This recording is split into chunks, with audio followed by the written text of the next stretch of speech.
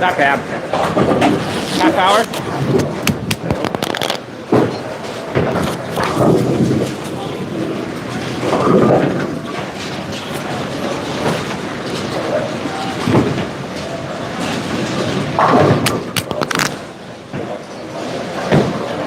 We're going to see how much I can mutilate this audio, Curly.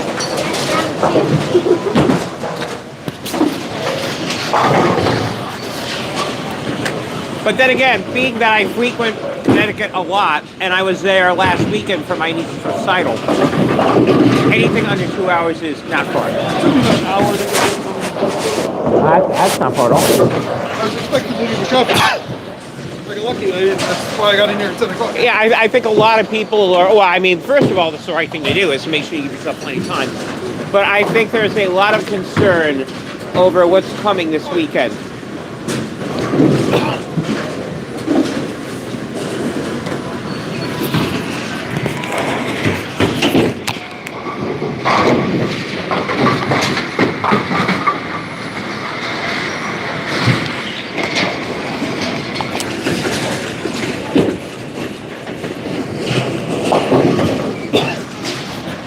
By the way, Matt, here's something interesting that I think that you would be honored to know about. I've been getting a massive upswing of Empire bowlers that I'm joining the WCS. I know, I'm bowling tag match next week against them. And a major reason was they're like, oh, Matt's got a belt. Matt's not afraid. We can do it too. I don't mind the drive, I don't mind the coverage. I'm the first person in Connecticut to do it. Oh, a lot of people on the Empire are just like, okay, now that we know that we're going to have matches up here, we don't have a problem going to Jersey, but now that we also know we can have matches up here, sure, why not?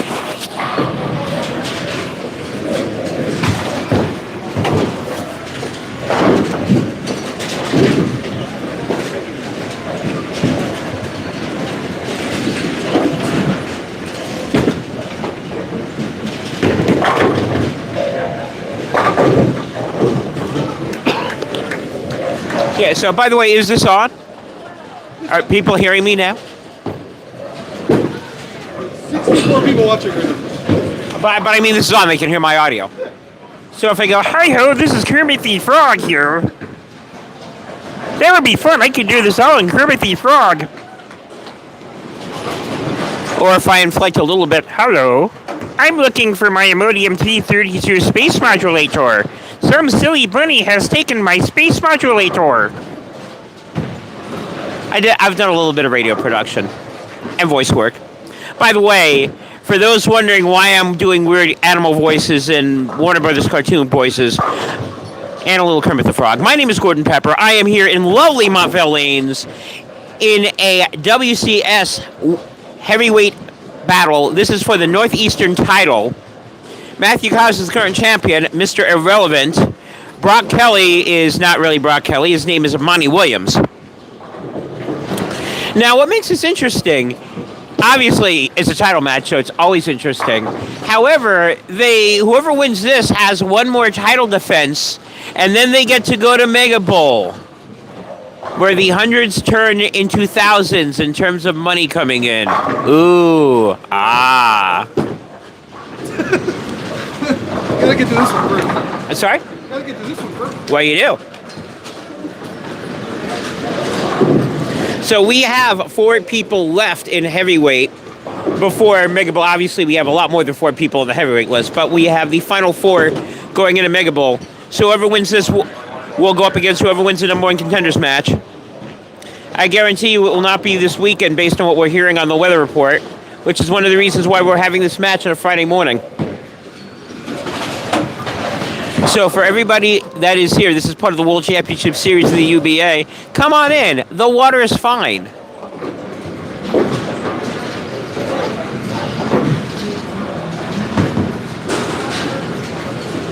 Matthew Koss, first shot, game one. That ball's a little late. It doesn't matter. All the pins go down.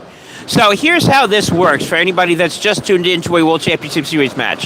This is a best-of-7 matchup. Whoever wins 4 games advances, or in this case, wins. Usually an advance means that you move up the chart. This is as far up as you go. So whoever wins this will win the Northeast Heavyweight title. And as I said earlier, if they go to Mega Bowl, they will have a shot at the world title. But, as Matthew has said, first things first. Got to get through this. Monte Williams, first ball. That looks a lot tighter than Matt is. However, does not get the same result. 7-pin. You know, one of the things that we always talk about in bowling in general, not just in WCS or UBA, angle of entry. Does a light hit work? Does a heavyweight work? Heavy hit work? Pocket shot? Cross edge.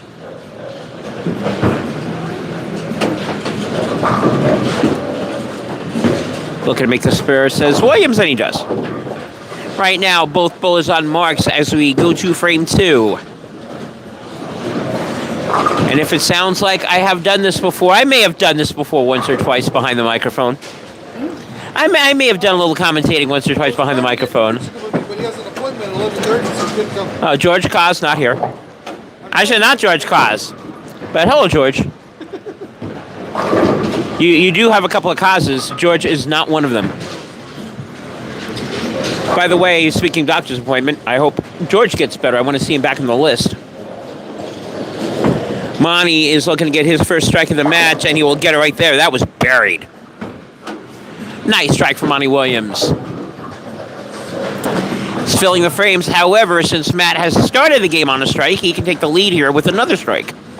Second frame coming up.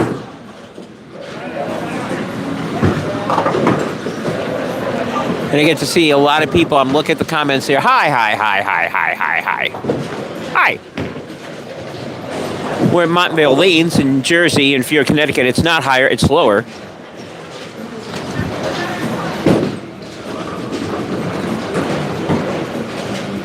Koss looking to double up. That ball looks also light again, and he gets the same result. 2 light hits, 2 strikes. Right now, he's got at least a 10-pin lead over Monte Williams. But this is a marathon, not a sprint. There will be adjustments that need to be made, maybe, depending on how long it goes.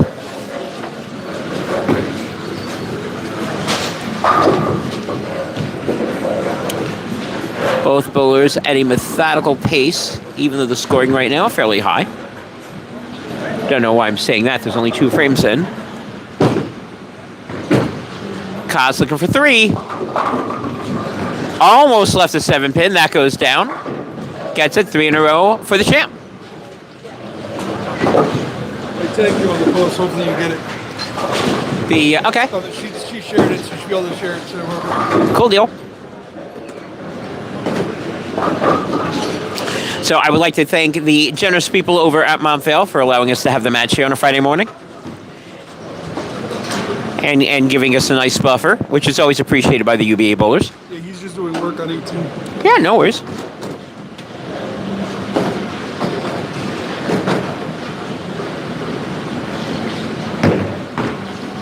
Monte Williams looking to work on the right-hand lane. Last time he was here, he left a 7-pin. This time, nothing.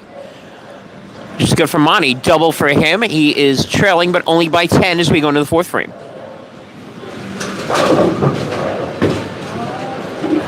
So one of the things that I was chatting with Mr. Koss before we started this is the Northeast, a number of bowlers in the New York and Connecticut area starting to join the World Championship Series.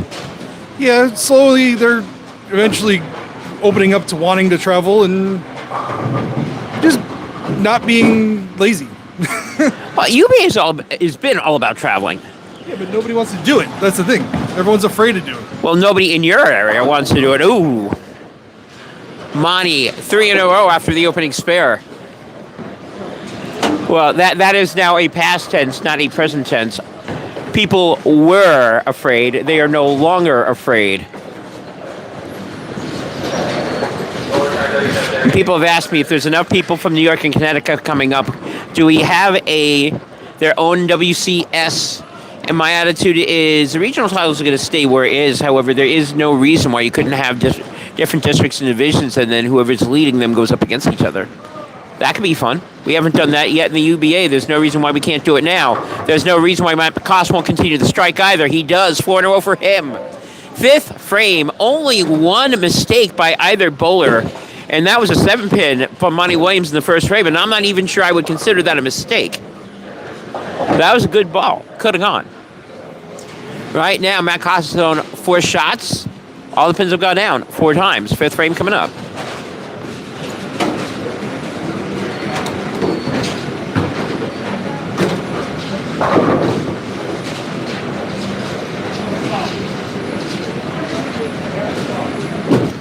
Champ looking for 5 in a row. 5 in a row gotten by the champ.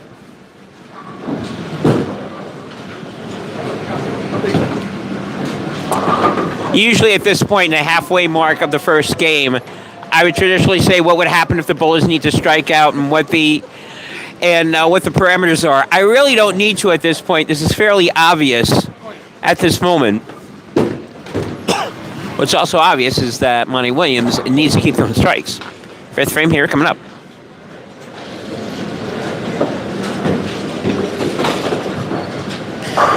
Monte taking a timeout, and a necessary one.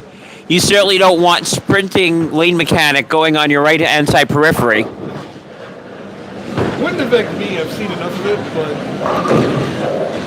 If it was on my left-hand side, it would affect me. To be honest, right-hand side it wouldn't, but I'm a lefty. yeah. So if it was on the left-hand side, I'd have some issues. There is in WCS, there is no time limit in terms of how long you could be on the lanes, so we'll just take our sweet time. Maybe talk about upcoming movies. No, we're not going to do that. How many people do we have so far? 116 right now. That's it, 116? It's still fun. Oh, 116 people. It is still early. So That is true. There for your work right now, if you took off to planning on going shopping for your groceries and your bread and your milk and your eggs and your toilet paper. Yep.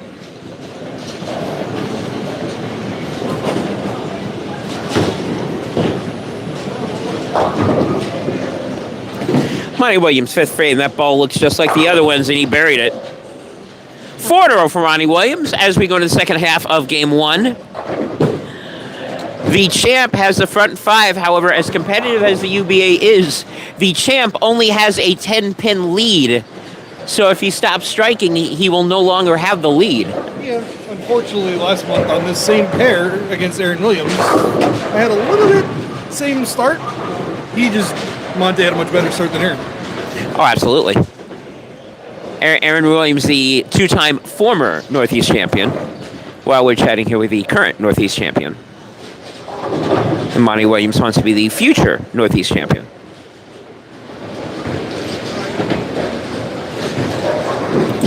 Sixth frame coming up, a little bit of a double dribble, a little bit high. He gets away with it. 7-pin goes down after a delayed reaction. 5 in a row for Monte Williams. And as we say it with bowling, it doesn't matter how the pins go down. What matters is what's on the scoreboard. And what's on the scoreboard, Monte's giving me that look. What's on the scoreboard says that Mr. Williams is forcing Matt to keep throwing strikes. I will frequently get that look off people from the camera.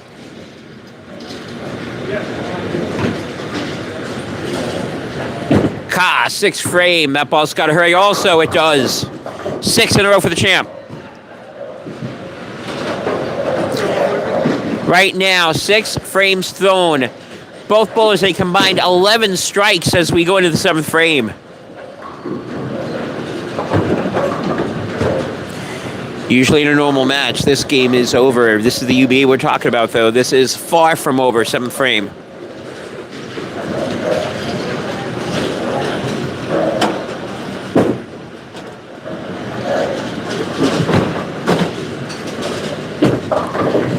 Cause again, that ball's a little bit light. Placked it, 10 pin.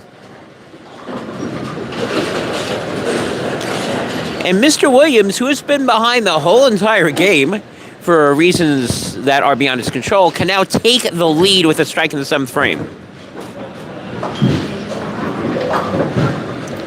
And he can take the lead now if Cost does not make the spare, but he does.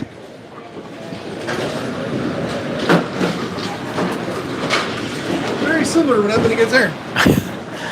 Front 6 10 pin. Front 6 10 pin. However, you don't want right now. You're looking for the same result. You don't want a different result. Monte, however, on the other hand, is looking for a change in that result. Left lane's going to be a tricky one. That's what it looks like right now. Matt is saying left lane's going to be tricky. Monte has not thrown anything that is not a strike on the left lane. His issue's been this lane. Can't even say an issue. He's got a bunch of strikes in his 7 pin. So I don't know if Dennis Claiborne from PFP is watching, but he goes by the nickname Oogie.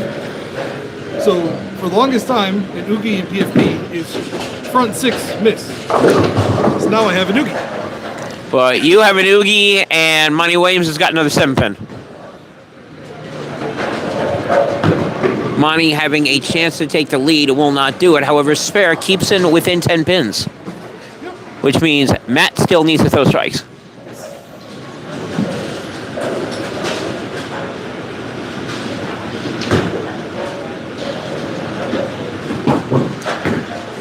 Paul looks like he'll get there. It will. So we have a big Oogie and a baby Oogie, I guess. It's an Oogie-lit. Going into the 8th frame, now I'll talk numbers. Monte Williams can go out the door for a 269. Matt can go out for a 279. Joe Harper says hi. I don't know who Joe is. Hi, Joe Harper. A lot of people just been saying hi. I like the politeness. I got a bit posted my link. 8th frame coming up. Williams wants to put pressure on him, and he will. Big strike from Monte Williams. What that strike means is that Matt needs to throw another strike. If he does not, he is in danger of giving up the lead to Mr. Williams. Obviously, we could definitely have a tie coming up into play.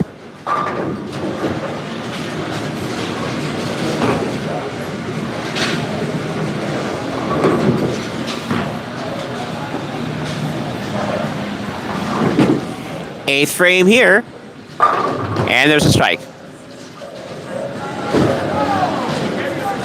Cost still up by 10 as we go into the 9th frame. Obviously, if Matt strikes here, he can still lose, but he can't be shut out. Anything that is not a strike, and Monte goes out the door, Monte takes game 1.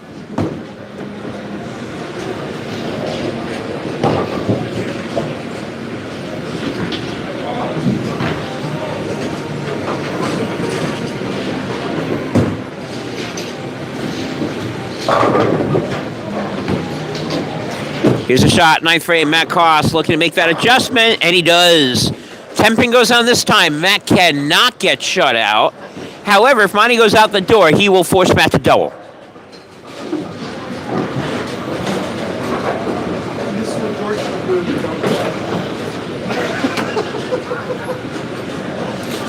Cost with a 189 and a double. Theoretically at 219 at this point. Obviously, a tie situation very much in play.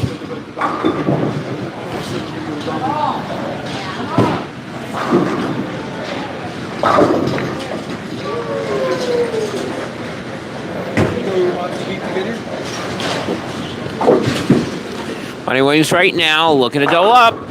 He does. 10 pin difference between both bowlers as we go into the 10th frame. Yes, I will give you the list after this game of who everybody's beaten in order to get to this point.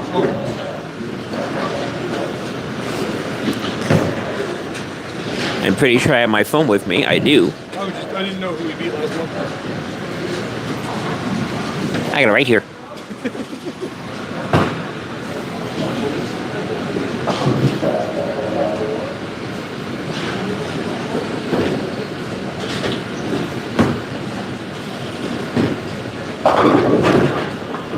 Tenth frame, first shot going on. Now is the first non-strike on that pair, and it is a very inopportune time for Monte to do that. A spare and a strike will give him 248. If my math is correct, and usually it is, that means if he does that, we need a mark from the champ. Champ opens, you lose. Or not, you lose, he loses. I say you lose to it sounds like it's everybody over here in the podcast. Monte needs to make this. Oh, boy. Well, never mind that. Matt does not need a strike. However, Matt does need to keep the ball in the lane and throw makeable counts. He cannot afford to throw a big four or any other piece of hideous mess.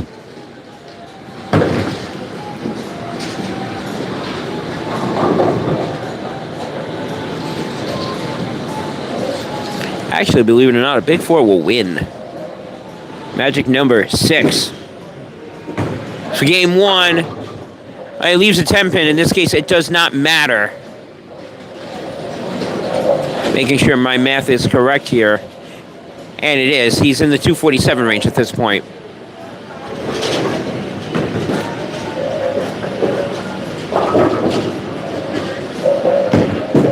Sake of it, are we going to see him make a spare? Yes.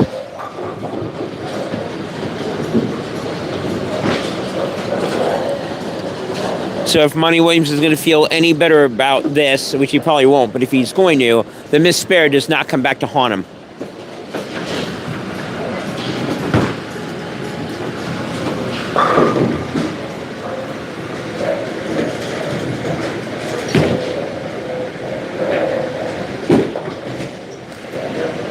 Fill ball strike at the end of game 1, 258-236. Champ leads 1-zip.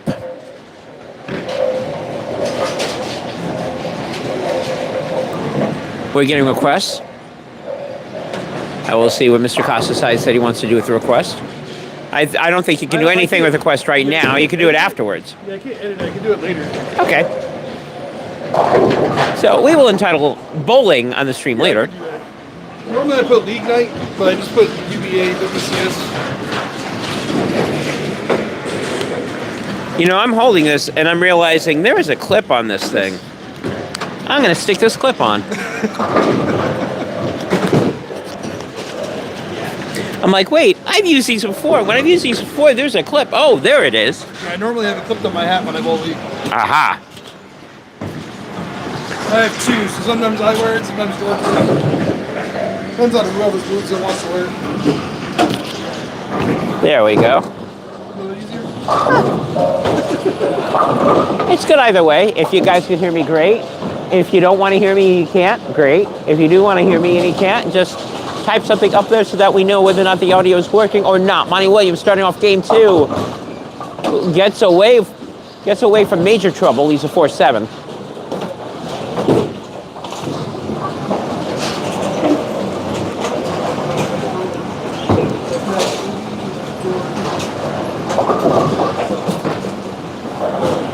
By the way, shout out to Pound for Pound and all the other people in the Connecticut area watching this. Next tour stop next Sunday. Well, everybody has a next tour stop next. Oh, well, not the next, but everybody's got one next Sunday. That is, February 1. That is UBA Day 1. That is going to be an event that will feature every single UBA district in action on the same day. I did not know that. You learned something new. Learn something new. It is on the site, ubatruday.info. Come check the UBA out.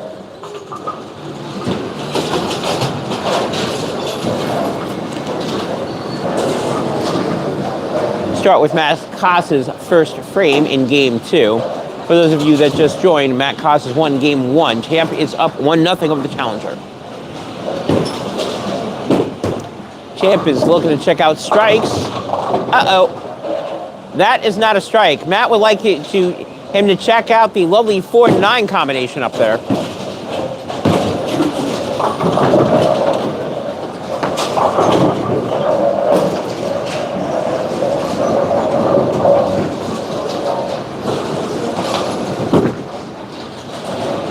And not going to make the spare. The challenger for the first time in this match is up. Technically, he's up 11 pins. We don't know exactly how many pins he's going to be up, but Monte Williams will be up as Matt goes. I should say ahead. Matt is currently up.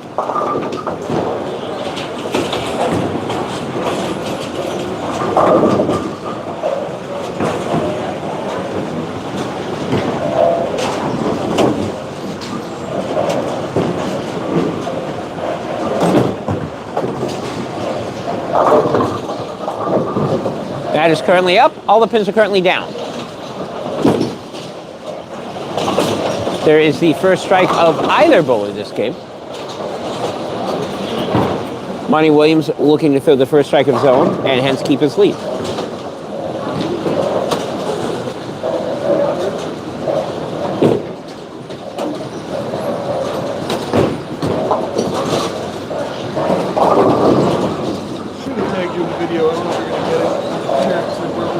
Well, whoever you tagged it to, you tagged it to. She tagged it. Understood. 9 pin, he does not get the friendly 4 pin to go long, which is what you had.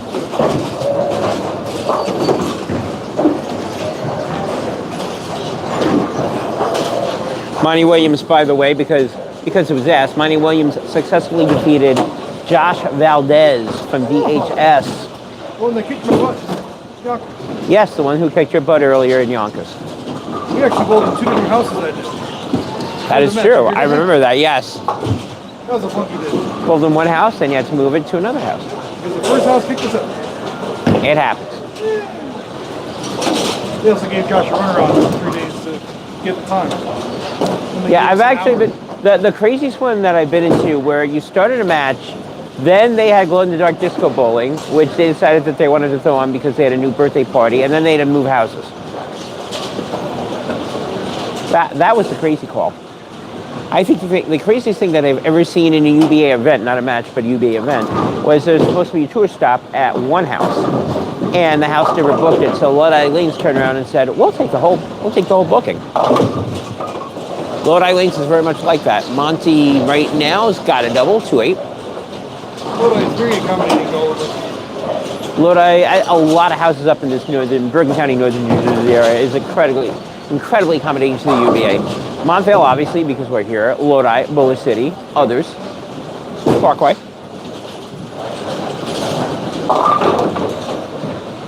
I'm assuming you're not having your King of the Hill Sunday night, huh? I don't know if there's... Well, you know what? I'll tell you a funny story about this momentarily. When Monte Williams makes a spare, and he will. And I say that because Matt is going up. So we'll have story time later when Matt comes back. I like story time. Story time is fun. Matt is not liking the score so much. Right now he's trailing Monte Williams. A strike shall change that. A non-strike shall not change that. You know, I'm going to go over here and...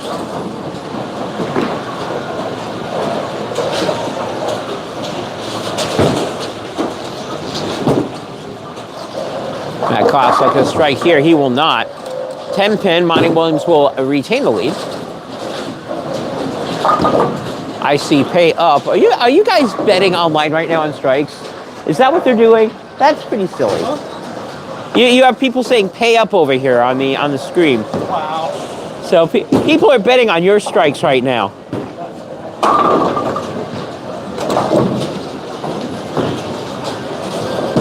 And if you bet on Matt Koss to make the spare, you are correct and you'll get money.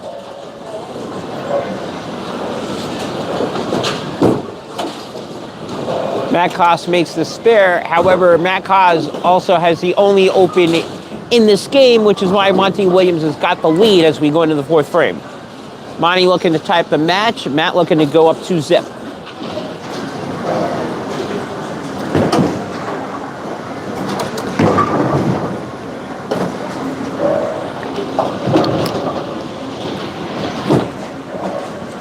Matt Koss looking for a strike. You will not get it. 7 pin. Neither bowler right now finding that consistency that they had in game 1. So Matt was talking earlier about 6 strikes in a row and a 9 spare and oogie. Right now, since nobody can find anything, this is more like an uggy. Like, ugh.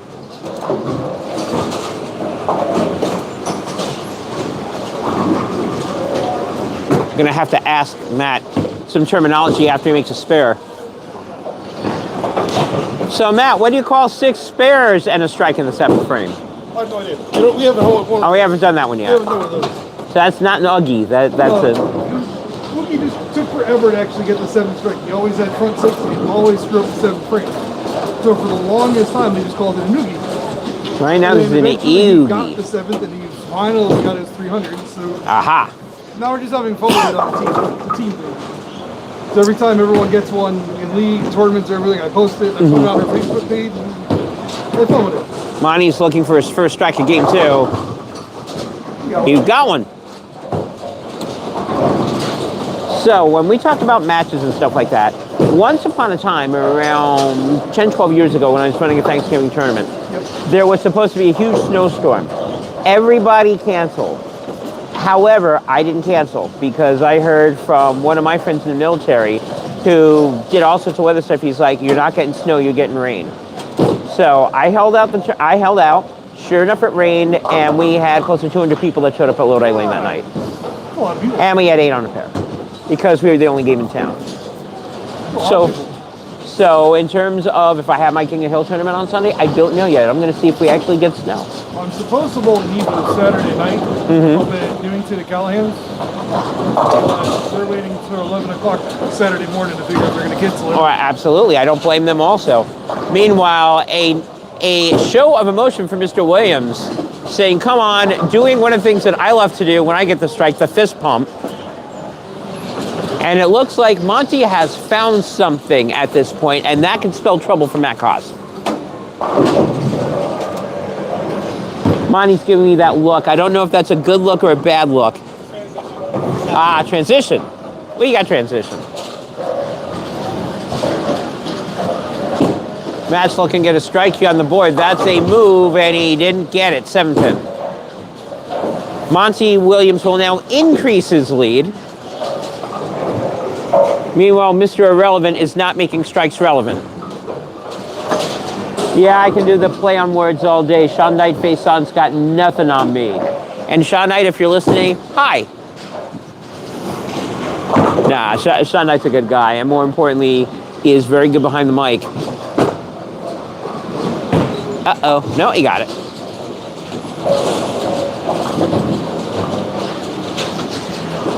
Matt Cos with a potential 87 in the 5th frame. He can go out for a 237. Monte Williams already in trip digits. He can go out for a 267. So right now, 30-pin lead, approximately, for Mr. Williams, assuming that he keeps striking.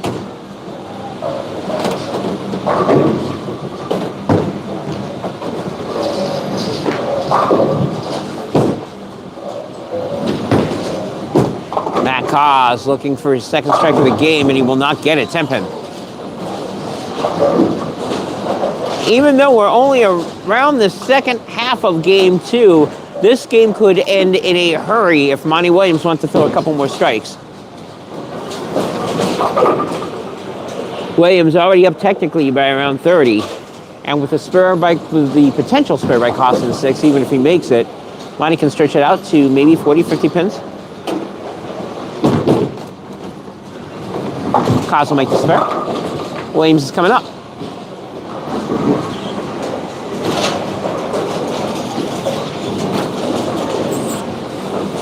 Let's see, how the comments. I do see that continuously scrolling, so there are comments up there. Nice shot, man. Where the 4K gift at? From the 283 watches. I know a number of people during the match will give ball change suggestions. Do what? Ball change suggestions. Change it to this, change it to that. Unfortunately, nobody watching knows what I have. Well, that's, oh. I was about to say, Monte threw that ball out there for a different transitional shot. He obviously did not like the result that he got. 7-10. It's been a while since I've seen a 7-10 conversion over in WCS.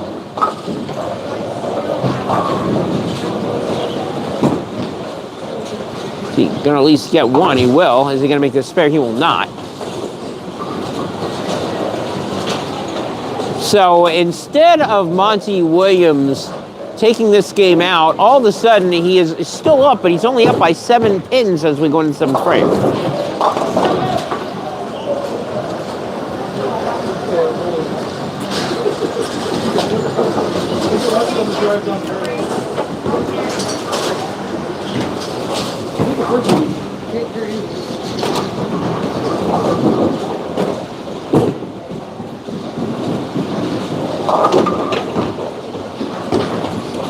Seventh frame coming up for Williams. Wants to get back in the striking train immediately. Will not. 10 pin.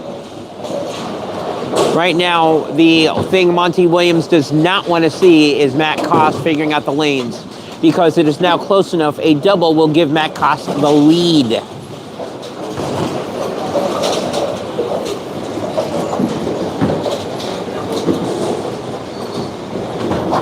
so actually next Sunday. Yep. Next Saturday at Fishkill. Two people from New England versus 2 people from Metro, or from Central, and one guy that bowls for Quiet Storm, Jersey, which is actually from Westport. Yeah, that's Cap, correct? No, uncapped. Oh, uncapped, okay. Tag, and he's going heavyweight. Yeah, I believe I may. At the same time, same place. I believe I told them that I would show up for that, so I may. It's 11 a.m. Fishkill. Yeehaw. Monte Williams makes a spare. Right now, he is still up by 7. However, that will change if Matt Koss doubles.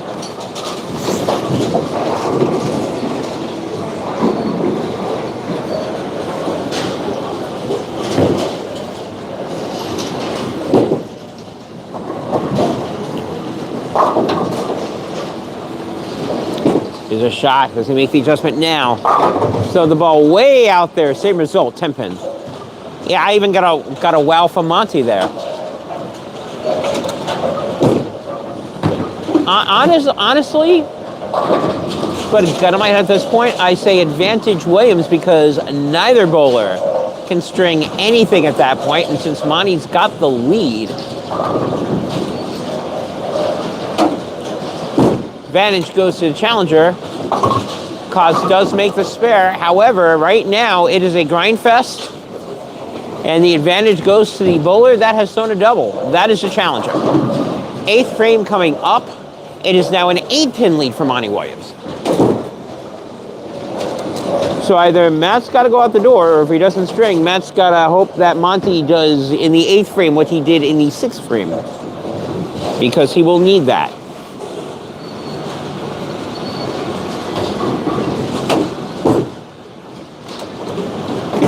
Eighth frame coming up. That ball's going all the way out. Does he come in? Now the 7-pin falls. Yes, he does. And that strike means Monte is going behind me and trying to find something else. Because he's absolutely right based on the look on his face.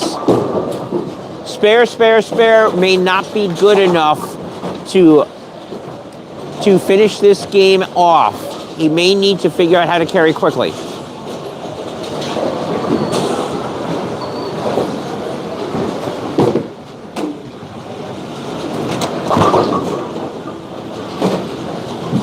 Commentate 2 matches at the same time? I've done that before. Yes and yes. I got no problem doing that. That'll be fun. Oh, he threw that ball way out there. But he got the result that Matt Koss did. Big strike for Monte Williams. Williams up by 8 going into the 9th frame. Both bowlers on strikes. This is fun time. May not be as fun for Matt or Monte, but it's fun for me. I like close matches. Close matches are fun. They do make you bowl. It's not like I'm not throwing good shots. Both bowlers are throwing good shots. Question just becomes on here. Who can string them up? And can they do it now?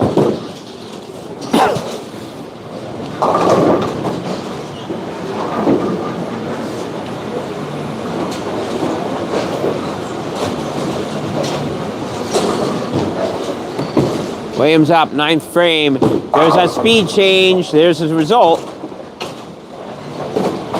Interesting. Monte's throwing two different lines. Lane 16, he threw the ball out there. Lane 15, he threw it tighter, added some speed to it. Both results to his liking, just like game one with Matt. Monte cannot get shut out. Matt can force him to double, but that's all he can do right now, is to force and figure out what Monte needs. Again, first things first, Matt needs a strike.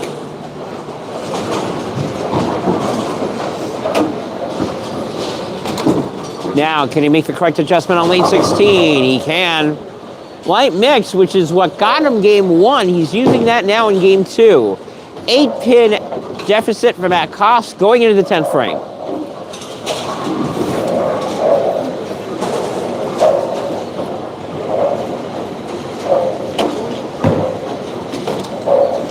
For Monte, the math is very simple. Throw the first two strikes and a decent pin count in the 10th frame.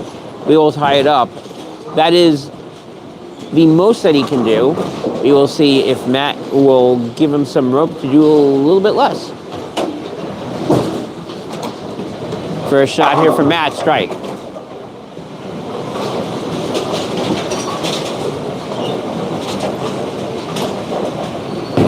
Well, that first strike means that Monte needs to show up.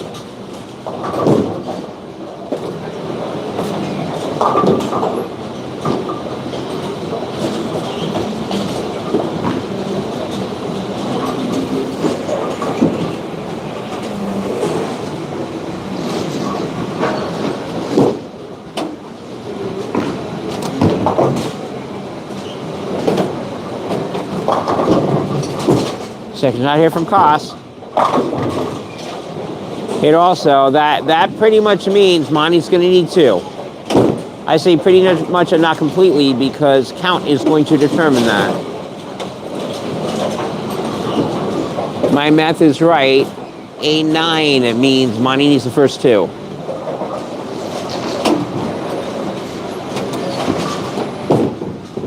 Technically an 8.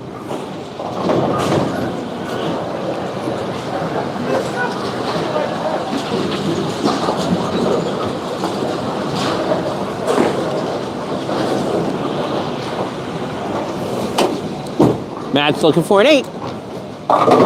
He will get a 9. That is enough to force Monte Williams to throw the first two.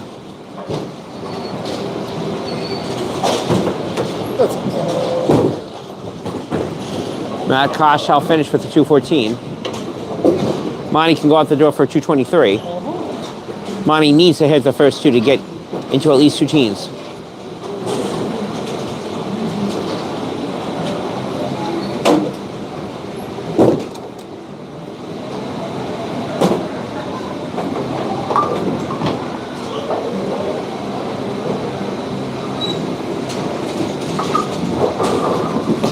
First shot here for Williams. He's got to have it. He does. There's one. Now, I'm sure some of the mathematics in there is saying, wait a second, he's got the first strike. That puts him in the two teens. It does put him in the two teens, but that is not good enough to beat Matt's 214. It'll put him in the light 213s. Because you know there's always those people saying, well, no, he puts him there. It does. It will not put him over you. Yeah.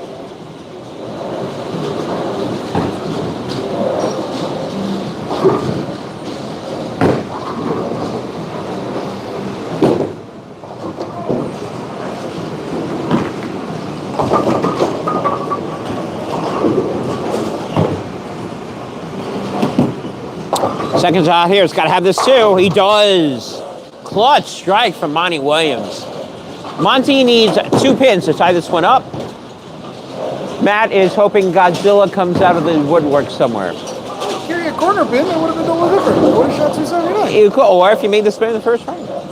Oh, is it if I cornered a carry pin? If you cornered a carry pin, yes. If you cornered a carry pin.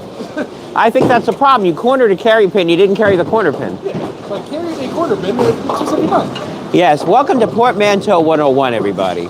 Shoulda, coulda, woulda. On the next game. Exactly. Now it's a 5-game match. Best out of 3. Making the assumption that the ball stays on the lane, and it will. Well, let's put it this way. Now is a good time to do that. Matt would have liked to have seen it 2 balls earlier. At the end of game 2, Monte Williams 221 and Matt Koss 214. We are tied 1 game apiece. And I hate to be obnoxious, but I will. I love game 7s. Game 7s are fun. Both the other bowlers are going to be like, I'll guarantee you this, if it goes to game 5, at the end of game 5, one of you is going to want a game 7. And you'll be agreeing, Gordon, that would be so much fun. And the other one, no, Gordon, no. Ending 6. Well, we got a ways to go to get there. Right now we're starting game 3. Champ starts.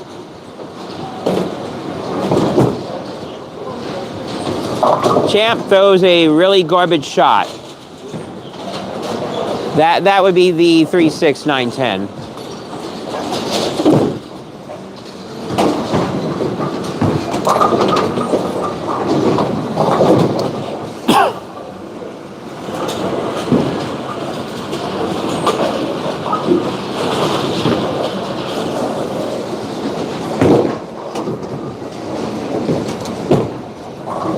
Looks like Matt will make this. Oh, no, he will not.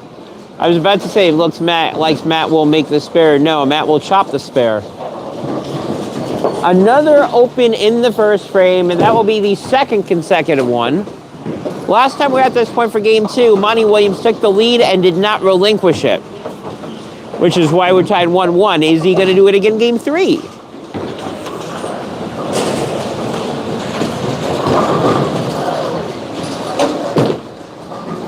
Haha. Dario Ralph, yes, apparently that is a new bowling term, corner the carry pin. The Matthew Koss fan club is currently writing him a little bit. Monte Williams said, yeah, we're not throwing spares this time. We're going straight out on strikes. Quickly for Monte Williams as he's looking to double up and create a bigger hole than he did at the end of game 2. Ralph, leave me alone.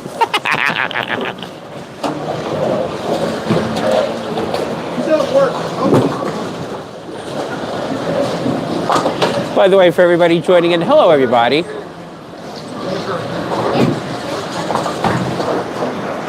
We're around a couple hundred people right now. That are watching. This is fun. I hope you guys appreciate it. Monte Williams looking for the double. That's buried. Looks like that adjustment that he made at the end of game 2 made him have that look that he had during the middle of game 1. Right now, Monte up by 22 and counting. And I say and counting because if Matt doesn't throw a strike here, that number will grow.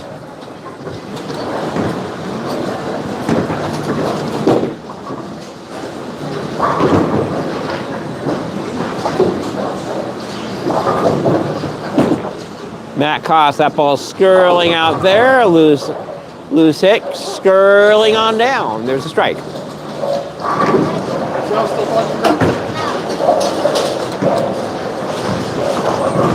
Yes, Mr. Irrelevant right now cornered the carry pin as we go into the third frame. And yes, I will make fun of Matt because we can. And so we'll have other people in the middle of the podcast go, what is Gordon talking about? What crazy stuff is coming out of Gordon's mouth? The answer is plenty.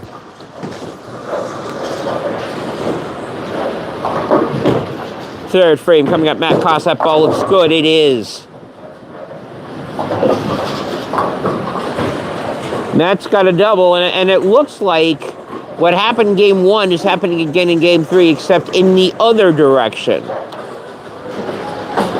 Oh, he made the spare the first frame. Well, Monte cornered the carry pin in the first frame.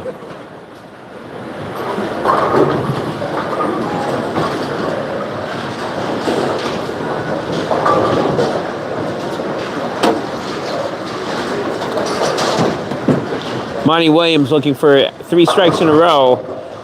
Oh, he gets it. That's an escape. He escaped that frame with a strike.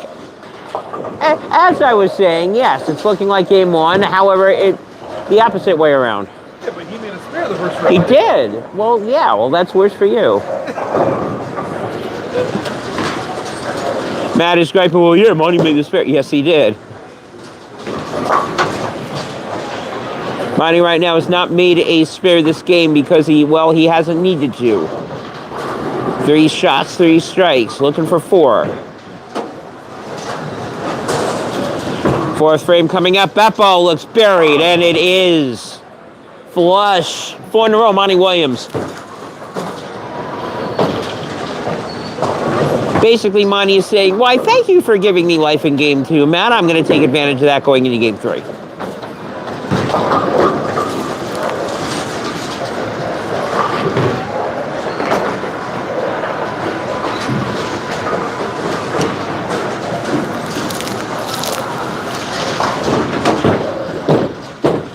Koss looking for 3 in a row of his own. Got it. 2 different ways as of right now to approach the pocket. Matt with a light hit. Monte with the flush. As of right now, both bowlers are getting what they want.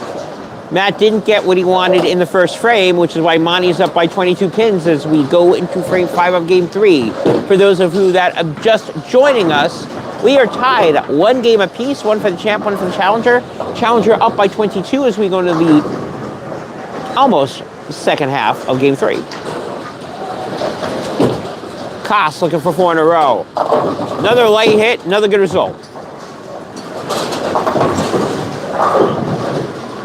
Matt shrugging, hey, if they go down, they go down.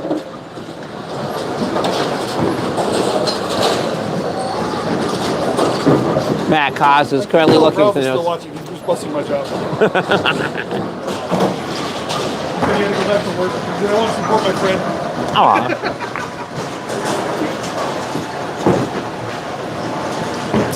Aw, you put Doria in his feelings. He just had a kid, so he's got to do some work.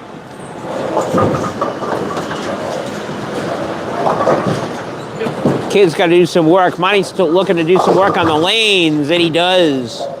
Pull the page out of Matthew Koss's book. Another light hit. 5 in a row. Now, an Oogie is what, 6 in a row? 6 in a row and then some.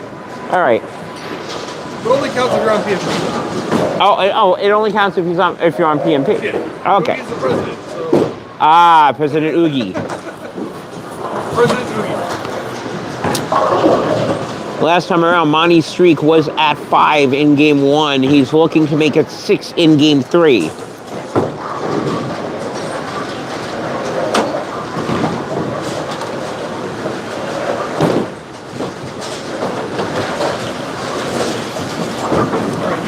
Is he going to make it 6? Oh. That was a Gordon Pepper special right there. Which is defined as you put the ball in one pocket and it drifts over to the other one and all the pins go down. And I say that because I'm Gordon Pepper, I can call my own shot. Keep that shot in mind when the 8-pin stands. I'm sorry? When the 8-pin stands, Yes. I want you to Keep. remind me of that shot. Okay. Monte says the next time he throws that and he leaves it at 8-pin, I'm going to remind him about the crossover in frame 6. Matt does not want any pins to stand after he throws his ball, and he will not. 5 in a row for Mr. Koss as we go into the 7th frame. Again, like game 1, I don't really need to tell you the maximum scores at this point. I think you all can figure this out.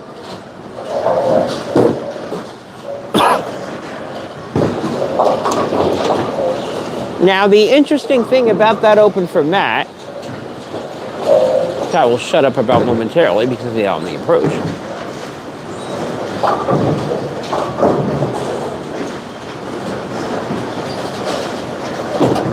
There's a shot here looking for 6. Got it.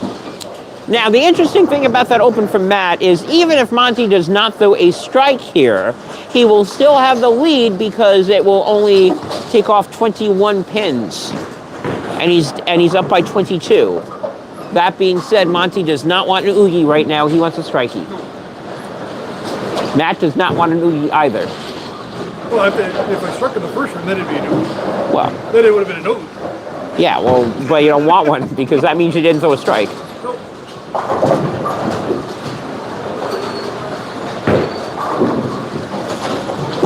I will add that, by the way, to the UBA terminology. And Monte wants to add another strike. He does.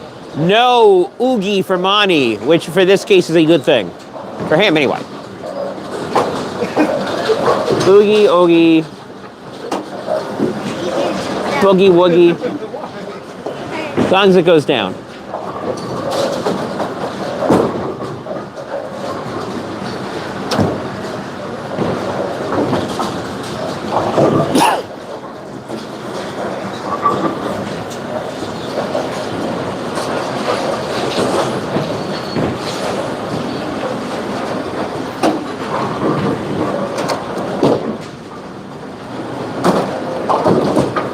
Monty Williams looking for 8. Ball's going to snap in. It does. 10 pin goes down. No 8 pin on that shot for Monty Williams, but he's got an 8 in a row, which is better than 8 pin.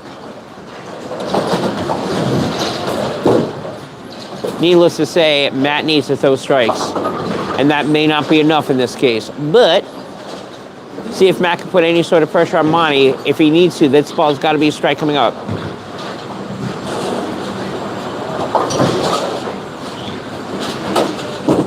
Seven shot here for Matt Koss. Got it.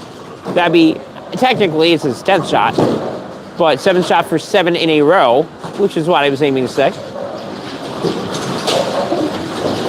One more will be 8th in a row, going into the 9th frame. Again, right now there is nothing Matt can do except throw a strike and hope for an ogie, an oogie, maybe all the gees.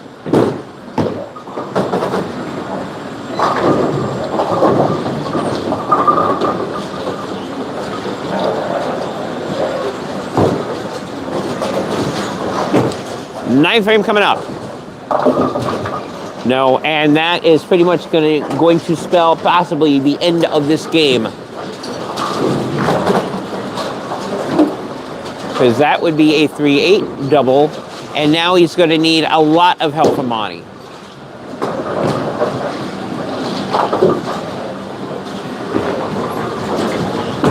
Looking to make the spare here. He will. Now, Matt can go out the door for a 256. And when I'm saying he needs a lot of help, he needs Monte to open not just once, but twice.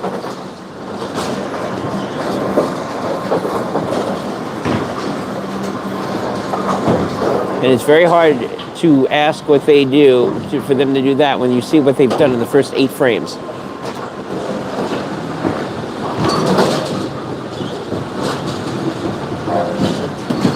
Monty Williams here. This is for game 3. No, 4 pin.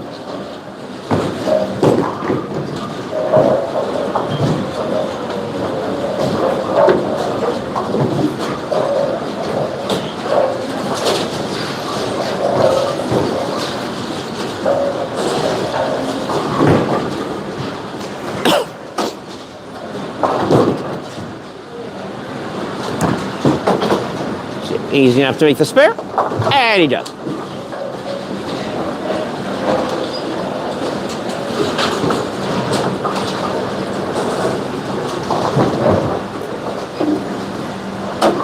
So right now, Monte Williams is up by 23. If my math is correct, a 9 will finish this game off. And my math is correct. A 9, game over, does not matter. Anything less than that, and Matt is back in this one, amazingly.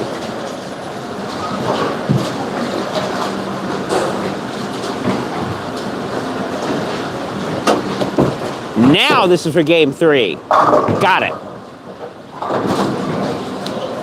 Monty Williams will be up 2-1 on the champ with a beautifully thrown game this game.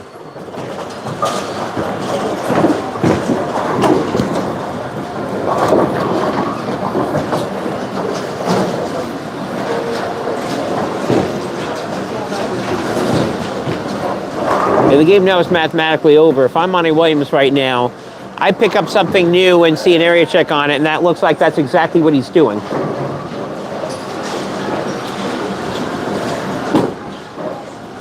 Matt Koss will finish us out.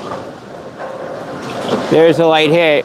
What would have happened if he marked in the first frame? We will never know.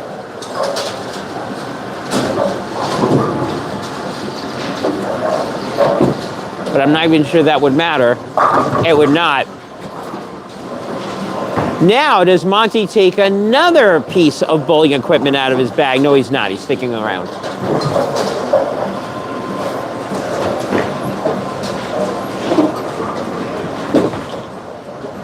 Cost will if he strikes out, which he won't. Well, there's that 8-pin Monte was talking about, except it landed for Matt and not for him.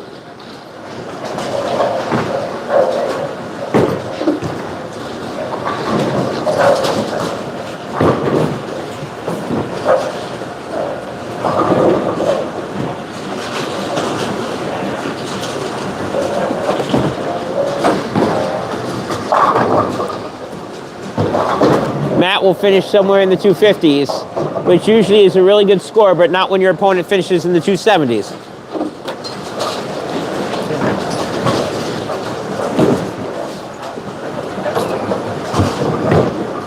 That miss does not matter. At the end of game 3, Monte Williams, 279, Matt Koss, 246. Challenger is up 2-1. And Challenger will start game 4.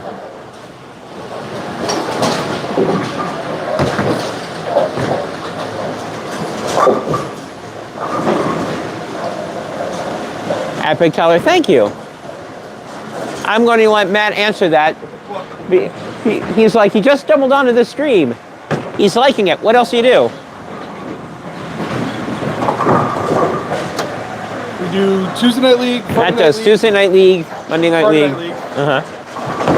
And then when Gordon shows up at UBA matches. All my UBA tour stops. Yes, all UBA tour stops. All my WCS matches like yes. this. So I'll do it in one next week. Next weekend I'm going to be there then, right? I do my King of the Hills down at Amity. Any other tournaments we do. Any other matches I do, including another organization I'm not going to talk about right now. There are no other organizations. No, I'm not talking about it.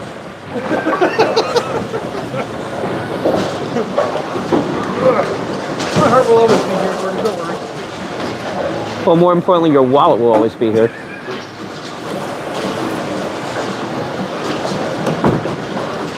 All right, Monte Williams, after a little bit of a false start, starts game 4 where he ended game 3, which is another strike.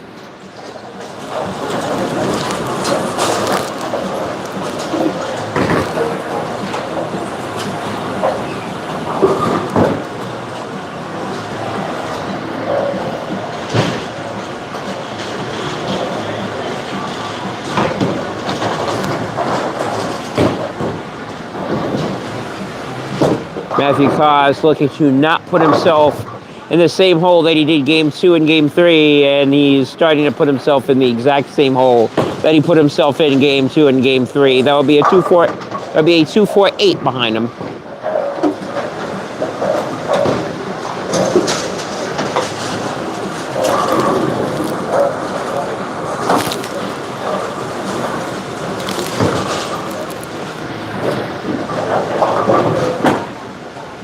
Will he at least make the spare this time? Yes, he will.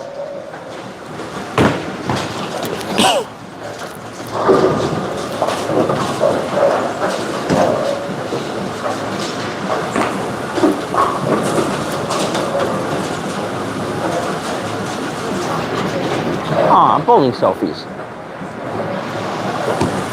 We got bowling selfies. By the way, you guys can't see the bowling selfies, but there's a couple to the right of us that are taking bowling selfies.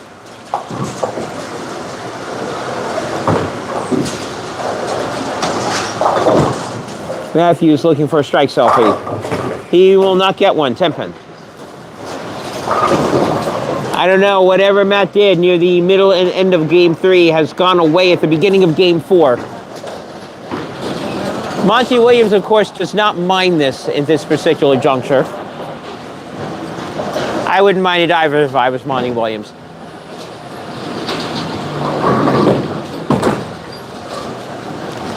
Matt will make the spare. However, Matt looks like he shall be giving the lead away again. Any mark for Monte Williams will give him the lead. A double, obviously, will add a little bit of pressure to the fire in a game that, in a match, shall I say, he's already up 2-1.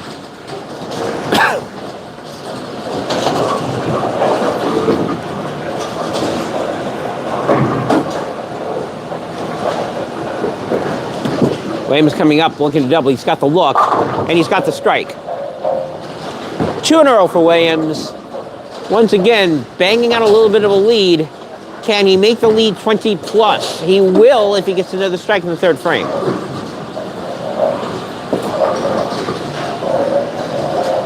Assuming Mac strikes in the third, if Monte strikes in the third, he'll be up by 21 pins. And if it sounds familiar, he was up by 22 pins for most of game 3.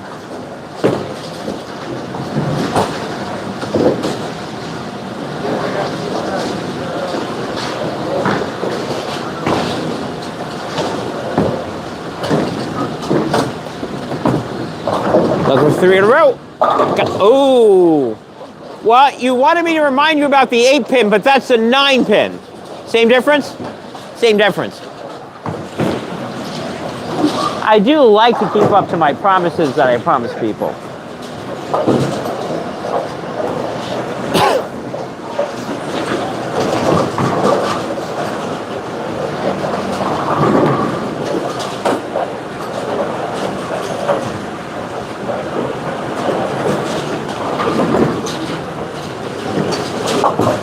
Monte makes a spare. I'm sure he'll have a smile joking around about that last comment. However, the person that was happiest to see that 9 pin was Matt, because he gets to breathe a little bit. He's still down in the game by around 10, but at least Monte at this point is not going to run over him yet.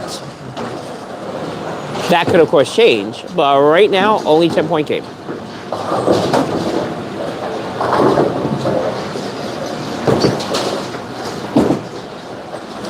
Where's that ball going? Oh my goodness, he got away with that. So Matt Costos the ball all the way out to the 3 board, and it comes back for a strike. For his first strike of game 4. Now a double will not only put him back into this, technically it will tie up the game.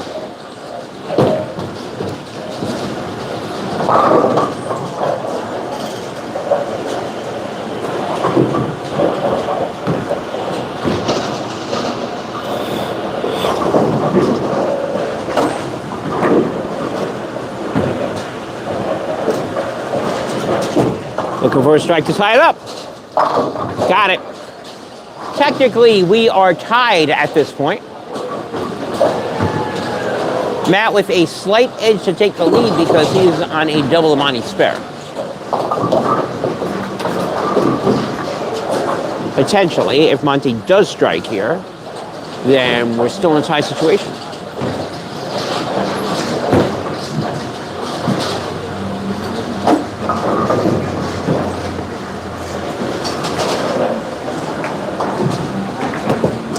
Williams is up. That ball's got to go back in a hurry. He didn't like the stance, and there's a reason for it. 10 pin. Ball did not come back in a hurry. And more importantly, Monte did not like his footing. And we've seen that derail people more often than not.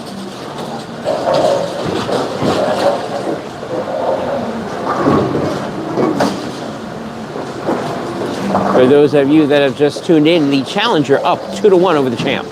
This is game 4, best of 7.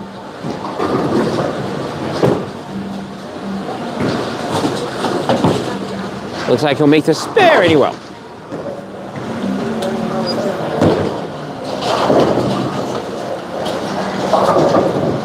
The champ, Matthew Koss, who needs this game to avoid falling down 3-1. Right now, has got the lead. It's a little bit of a lead, 1 pin, but it's still a lead.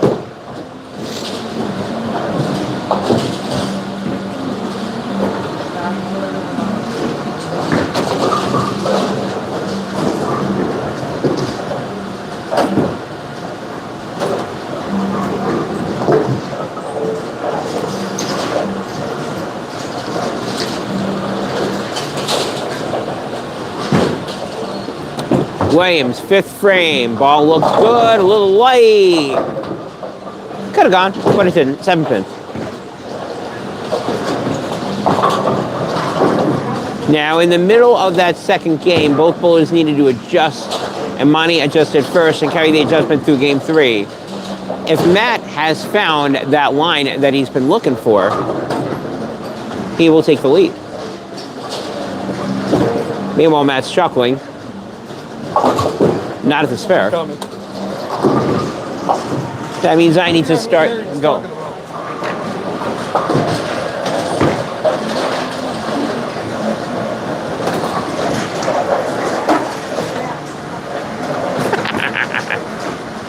Everybody's got to be a critic, but that's what makes these feeds fun. Champ's not going like a champ. Look at the arm. Blah, blah, blah, blah, blah, blah.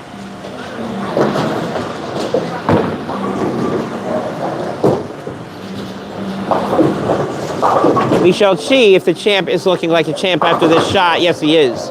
3 in a row for Matt Koss. And Matt is starting to build up a lead again.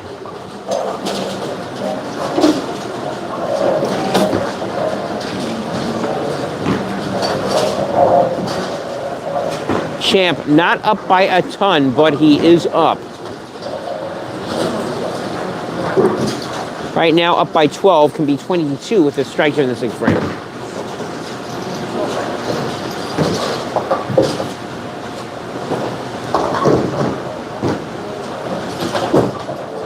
Looking for 22-pin lead. You'll get it. The pocket that was not working earlier is working now. He changed the angle of entry, which we all talk about as bowlers, and this time it's working. 4 in a row for Matt. Monte doing something that he doesn't want to do, which is 4 spares in a row. Spares are usually good, but not when your opponent is throwing strikes. And definitely not when you're down, which is what the case is at this moment.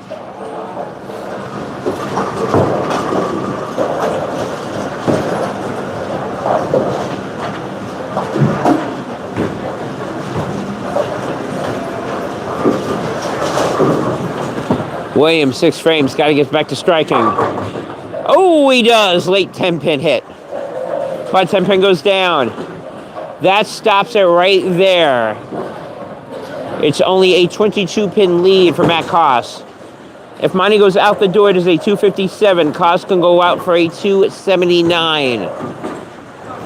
Obviously, a double here with him running out of frames is going to be real important. Bordering on urgent.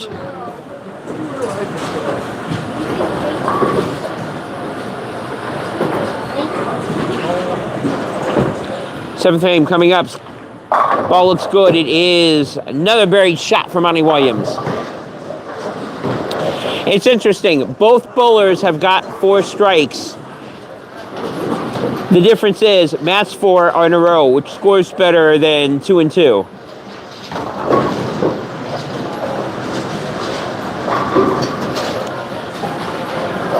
Matt needs a strike here to maintain his 22-pin lead.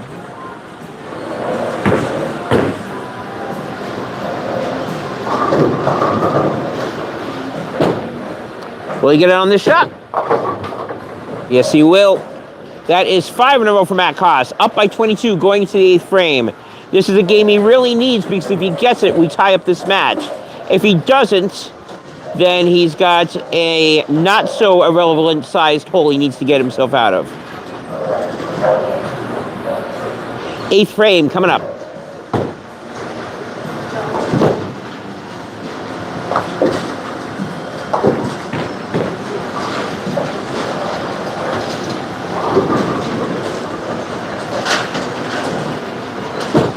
Koss looking for 6 in a row. Monte thinks he's got it. Monte is correct. He does.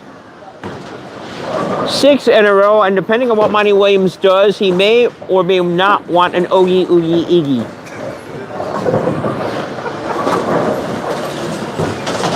Back over to Williams. Williams needs a strike to once again keep the deficit at 22.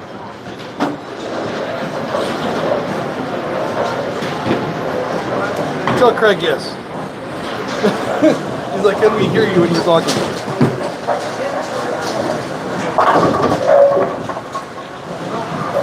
He can. The answer is yes. Unfortunately for Monte, the 10-pin was not listening, and he stayed up. But I'm glad that you can listen. Oh, there's George Baxter. Hey, George. Craig, the answer is yes, they can absolutely hear me. That's what the fun of it is. Or isn't.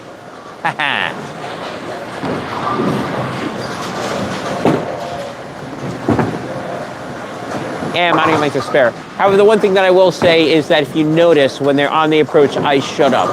I'm not gonna chat while they're on the approach. Definitely not during their backswing. I don't know like the difference in sound, like how much of a delay it is between the sound and the video, but if it sounds like I'm talking while they're on their approach, I'm not.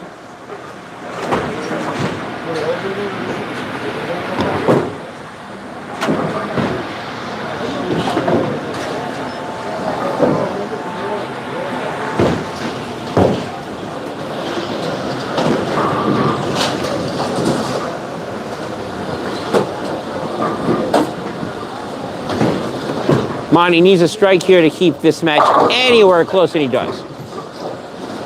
So that strike means that Matt needs to show up in the 9th and 10th, sort of similar to last game. And last game, Monte did show up, which is why he's up 2-1. If Matt shows up, then we're even 2-2. Monte can go out for a 236. Matt's 279 is not changed.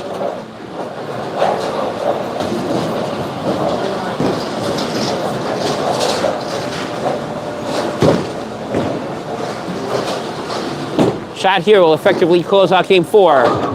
Oh, that is a sloppy mess, but Matt will take it. It went from a 5-7 to, hey, we're just going to fall down. By the way, that is not an oogie, oogie, eegie, because now he's got 7. If he makes it 8, the game is effectively over, and we're tied 2-2, and this becomes a best out of 3.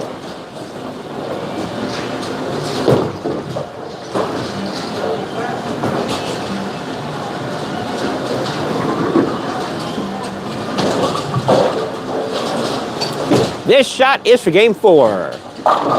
Oh, if the A-pin showed up, all of a sudden that could be real interesting. However, there's enough pins on there. 237, 246. Matt will win this one by 10. We will be tied 2-2, and we're having fun. And I'm taking a quick restroom break, so I'm not bringing the audio with me to the restroom. Nobody wants that. I will be right back.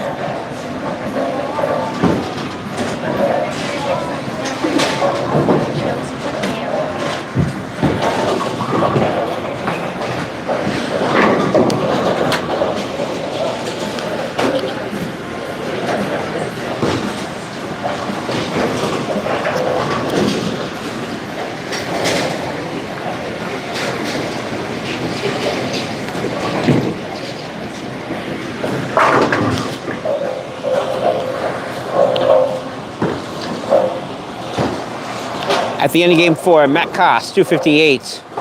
Monte Williams, 236. We are tied 2-2. Now, as I said earlier on in this, if people were listening at game 1, we're chatting about game 7s, and my favorite thing is that I will guarantee you at the end of game 5, someone is going to want to see a game 7. And someone will definitely not want to see a game 7. So if you just joined us, you missed absolutely nothing, because what was a best of 7 is now best of 3. Champ once again starts.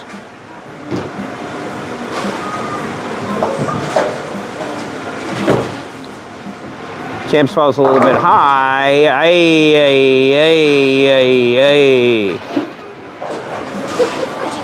You know what? With everything, that is actually... No, I can't say that. That is the second big old split that Matt Koss has thrown. Monte is not throwing any splits this game, now that I've just said that. And what? I'm sorry, he does have one. You're correct. He has one. Matt has one. Matt now has 2. This one is more makeable than the 4-9. He's got a shot at it, but he misses. This is now the 3rd straight game that Matt Koss has decided that he wanted to put in some extra work and not strike in the first frame.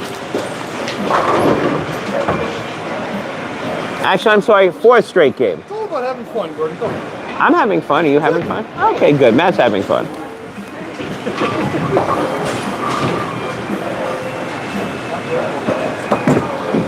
Does Monte Williams want to join him? No, Oh, I was about to say he wants a strike. No, he doesn't.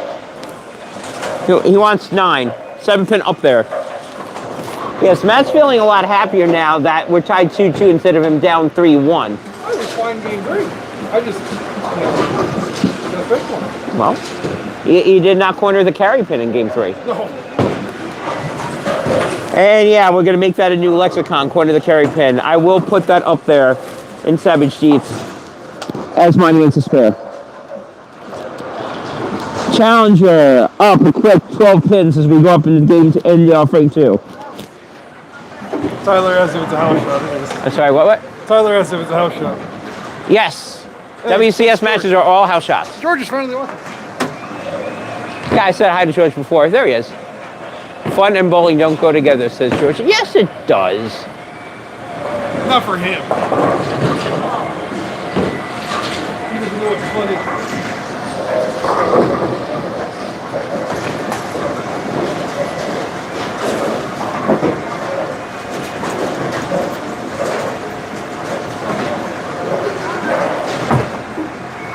There's Monte. There's a strike. Let's see. Tyler says, dude, shut up. I'm assuming that is not directed towards me. But if it was, that's too bad. Craig is here for the splits. Well, you were not disappointed then in that first frame from Matt Koss, if you're here for the splits. Big Tyler, are they bowling a house shot? Yes. And right now, the house pattern looks like it started with Candy Crush, and now it's the mop. Because the ball's soaking up everything just like a mop. Matt Koss right now, second frame. That ball looks good. It is. Does not leave a 7 pin. More importantly, does not leave a 5 pin to go along with the 7 pin. Both balls on strikes. Once again, Challengers got the lead going into the 3rd frame.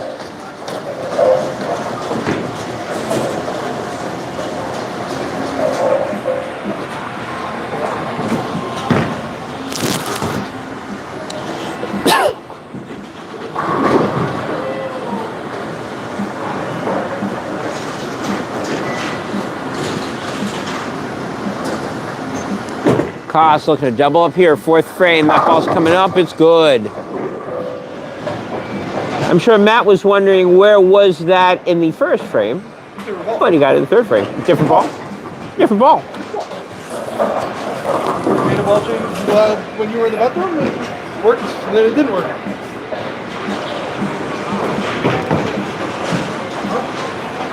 Matt said he made the ball change while I was doing a little powdering, shall we say.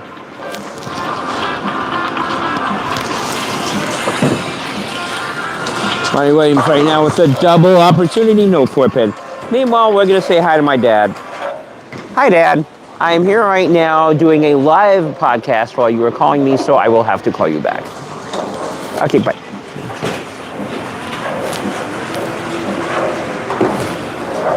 Dad and I have been playing phone tag today. Shout out to Dad. Hi, Dad. Monty looking to make the spare, and he will. Monty Williams now up by 2 pins as we go to the 4th frame.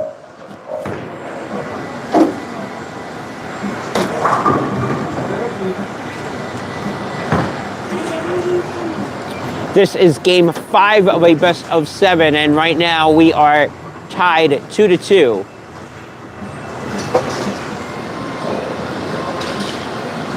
George and Ralph are going back and forth in the comments. What's going on? George and Ralph are talking to each other. They were my teammates on Tuesday night when we started all this. It's George's Pro Shop. We stream on it. Aha. So we're streaming under George's Pro Shop. George and Ralph are chatting, and right now they're seeing a Dutch 200 being filmed by Monty Williams. Whether or not that is good enough or not, we shall see. If the scores have any indication, right now 200 has not been good enough and will not be good enough.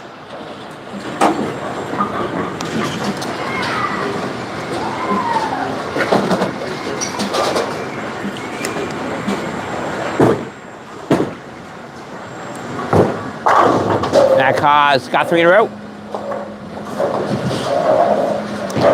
Kaz has taken the lead. He is now up by 12 going into the 5th frame.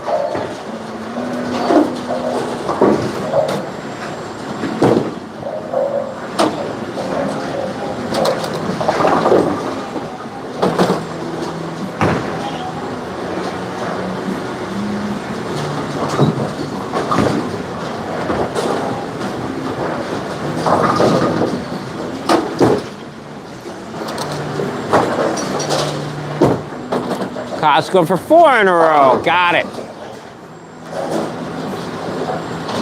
Well, whatever ailed him in games 2 and 3 seemed to be long by the wayside at this point. And after 5-7 in the 1st frame, a 4 in a row from him, Monte needs to end the Dutch pattern right now.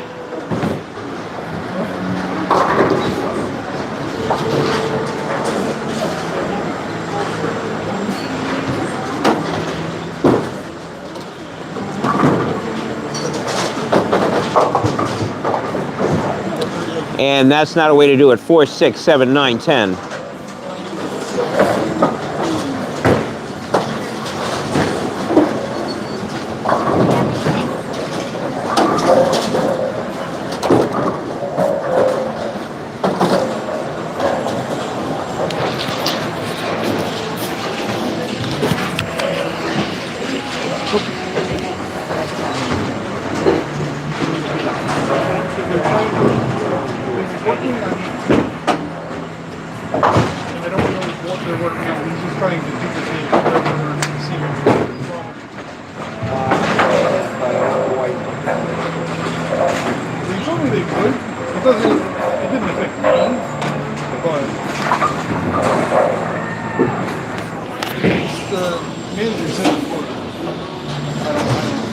I know he came over here and said to him a couple times.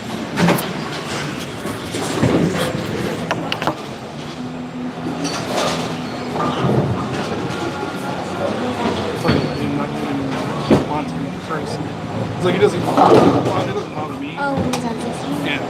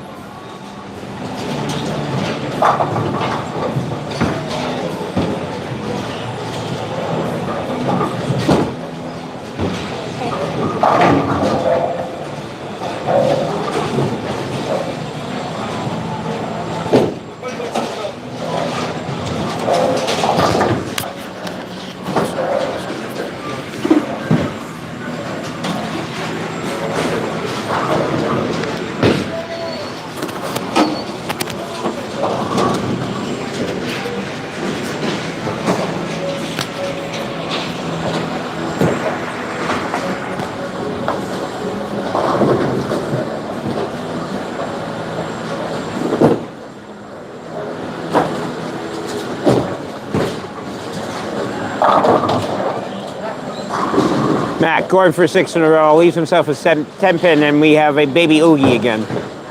We have an ooglet.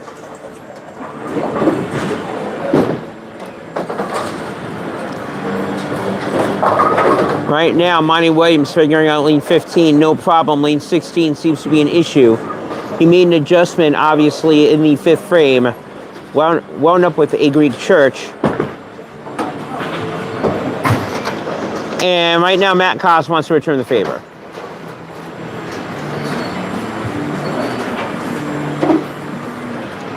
Ooh, whoops.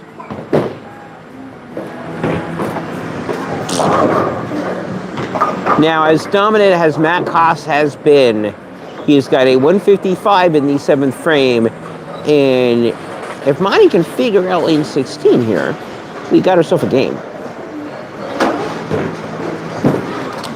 Shot here in lane 16, looking for a double big shot from Monte Williams. All of a sudden, the deficit, which was bordering on 50 plus, is now 15. And Monte Williams can cut this down even more with another strike in the 8th frame. You know, just when you think you have everything under control, you got to make your spares.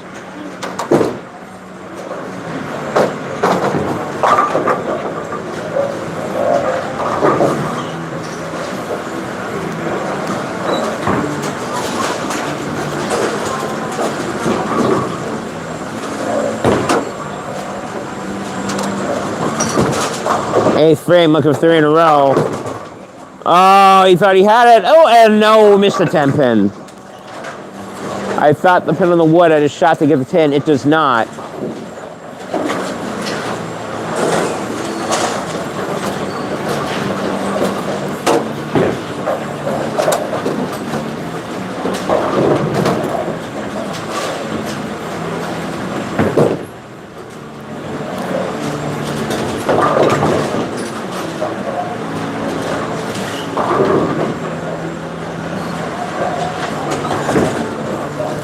Monte will need to spare. So Monte Williams did cut the deficit down. Do some quick math here. Monte goes out the door. That's a 211. If he does that, then Matt cannot do what he did in the 7th frame. Matt needs 3 clean frames, and then he'll be up 3-2 going in game 6.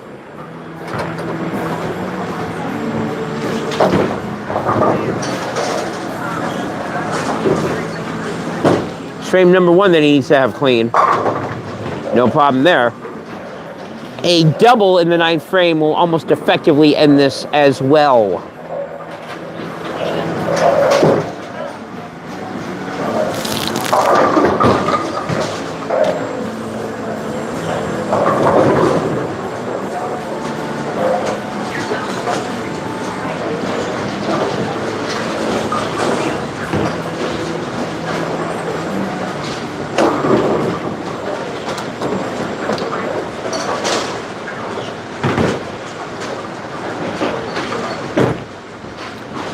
Frame 9 here. Look at the double. He does. Yeah, in order for Monte to catch Matt, he needed to get some help from Matt Koss. He was not getting it. Matt Koss's double will help himself. Matt can go out the door at 245.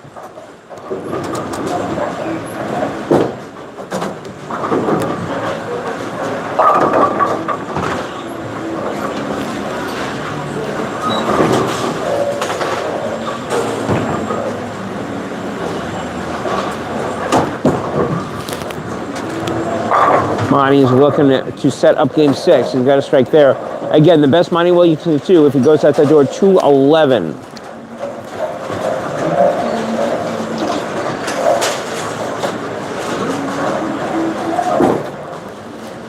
Though Matt does have to sort of kind of show up, he does not need a mark.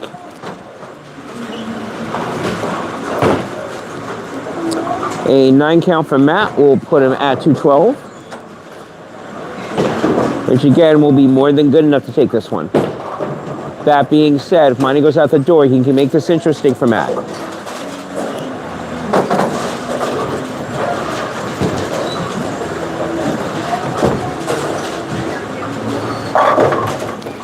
And it doesn't matter now. 10 pins up. Game's over.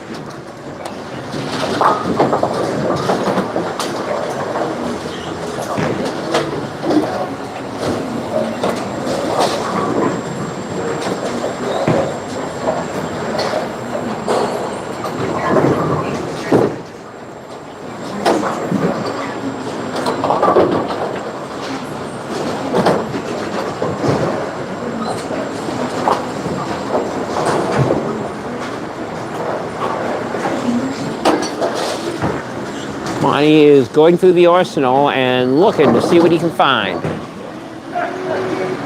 While we're waiting, I'm gonna go read some more comments.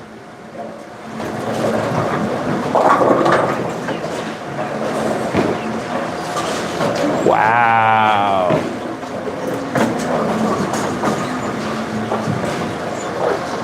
Right here. Stop bullying like Dom in frame 1. And then it's your friends. He's talking about Dominic Rodriguez. Oh, wow. I had a I feeling. don't know if you know who that is. I do know who he is. But believe He's begging us to let him bowl enough. He can't bowl. Like, he physically can bowl, but he can't bowl to the 200 Dominic because he needs a whole bunch of medical stuff. And George has been subbing on our Friday Night League.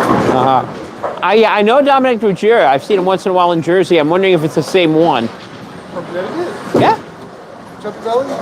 Yeah. Yeah, probably him. I was going to say, We're going in Philly a bunch. We're going to Philly in a couple weeks for one of Greg Porter's. Oh, okay, cool. There's actually, I want to go up in, before KPA ends their tournament season, I want to go up there. Monte will finish with a strike.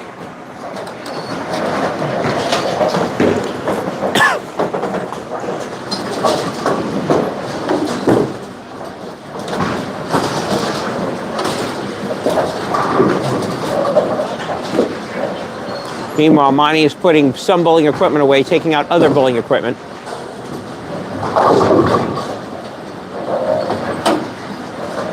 Got another 10 pin. At this point, it does not matter, because he's already got Monte covered.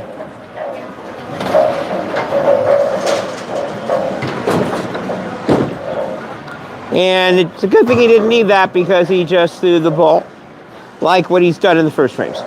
At the end of game 5, Matt Koss 217, Monte Williams 191. The champ is up 3-2 as we go into game 6. So you know who wants to see a game 7 right now? Monte. Monte is a big game 7 fan right now. I start? You start. See, I love game 7. Monte right now is going to love game 7. Matt, maybe not so much. Another game. Well, if it gets to game 7, it'll be a little bit more than just another game. You do. That is true. Margin of error right now is 0, a.k.a. El Cheapo. There's 2 games left for Monte to be the new champion. He's got to win both of them.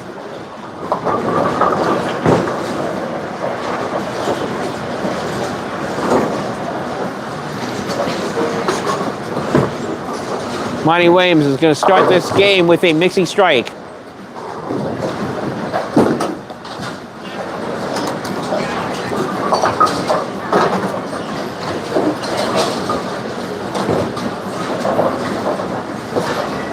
Matt is up.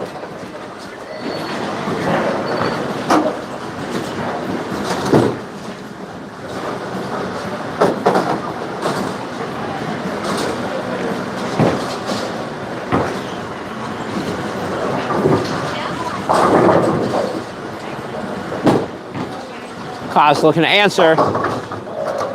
And for the 5th straight game, Matt will decide that strikes are overrated in the first frame. So, somebody said, stop bowling like Dominic in the first frame of each game.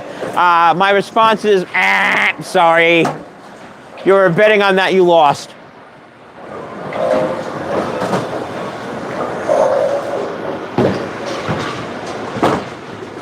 At least make the spare. He does.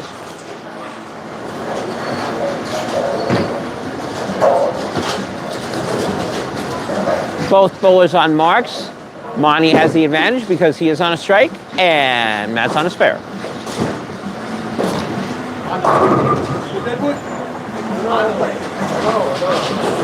trying to get him to get there. We have Deadwood City, which is a great book by Edward Packard, by the way, over on lane 16.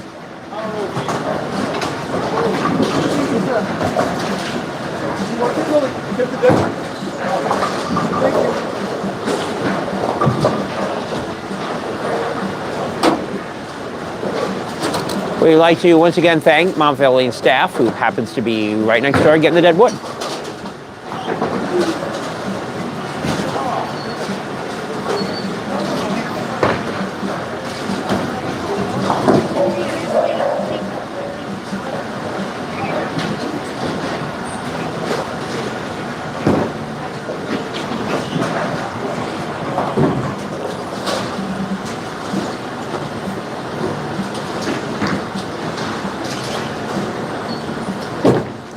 Matt Koss looking to get his first strike of the game. That mixer usually works. It does not this time. And there's that 8-pin that Monte was talking about again. Which Monte hasn't left yet, but Matt's left a couple of times. The 8-pin that I'm talking about? Uh-huh. The one I'm talking, you'll know when you see it, I promise. Monte's like, yeah, when you see the 8-pin, you'll know, I promise.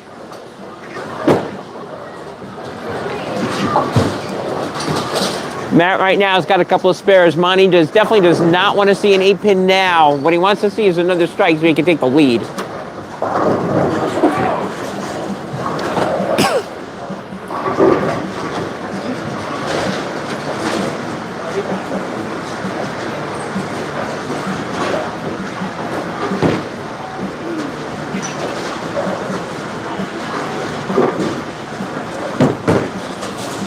Speaking of which, there's the light hit, and there's a 4-pin.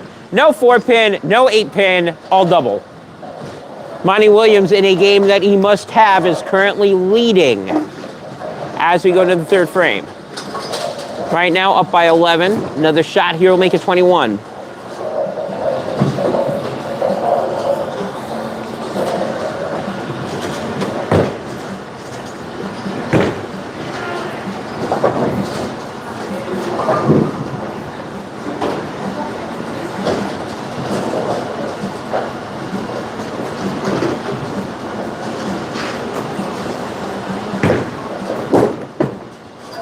Looking for 3 in a row. He didn't like that shot. I don't know why. That looked good to me.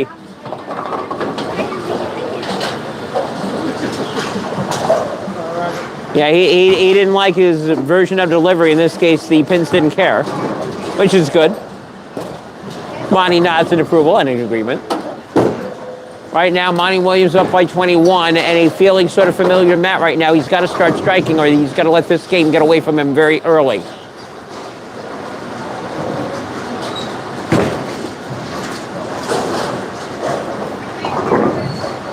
Third frame, Matt Koss made a little change of delivery. He did not like the result. 10 pins still does not go down.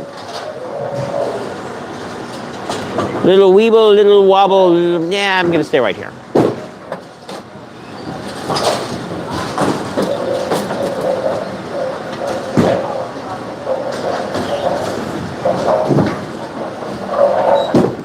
Looking to make this spare, he will. As I said earlier in this broadcast, even though when they were at 4 spares does not beat 4 strikes. 3 spares does not beat 3 strikes.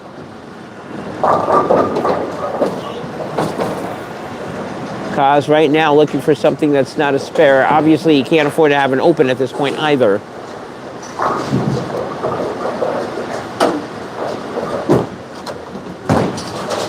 Coming up, there's a strike from Matt Koss.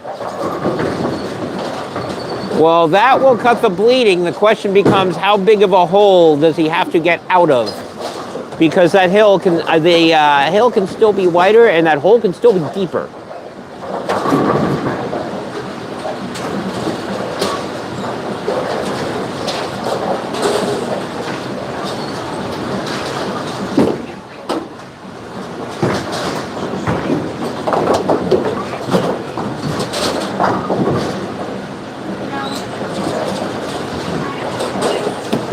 Monte Williams looking for 4. That ball looks buried, and it is. 4 in a row for Monty Williams. So now the hole is 32 pins. Because that is how much Monty Williams is up by. If he wins, we get a game 7. If he does not, the belt stays in Connecticut. And we got 6 more frames to figure this one out.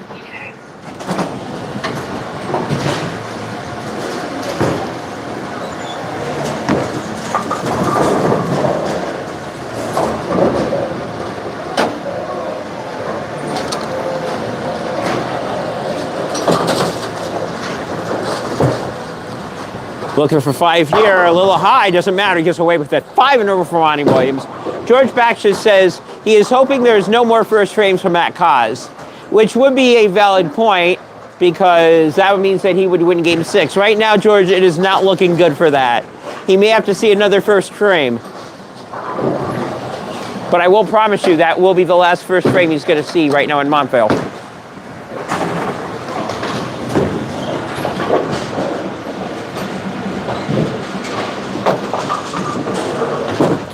Kaz looking to keep the deficit down to 32. He will not. 10 pin.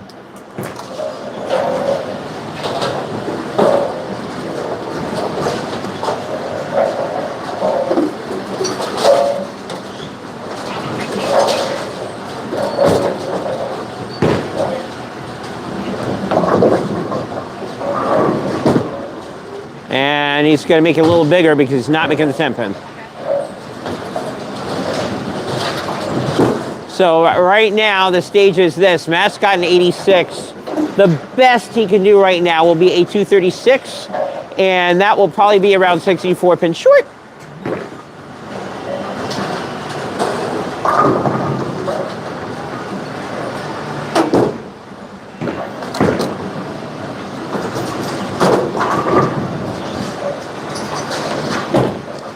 Ka, 6 frame. Needless to say, for him, almost everything out of his hand right now has got to be a strike. And then he needs a lot of help. Maybe they're just trying to give the people what they want. Oh, that's it. You're trying to give the people what they want. What you want is what? To give the lead mechanic extra camera time? Is that what you want? Sure. Okay.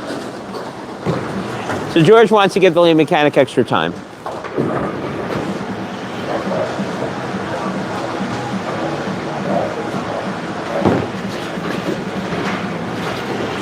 What Monty Williams wants, on the other hand, is 6 in a row, and he will know. Maybe. Oh! Yes, he does. FedEx delivers right before a snowstorm. 6 in a row for Monty Williams. It almost certainly looks like we're seeing a game 7.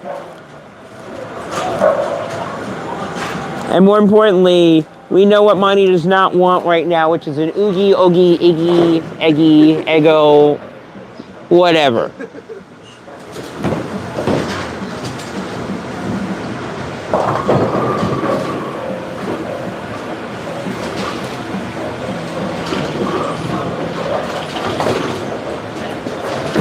Seven in a row here, possibly.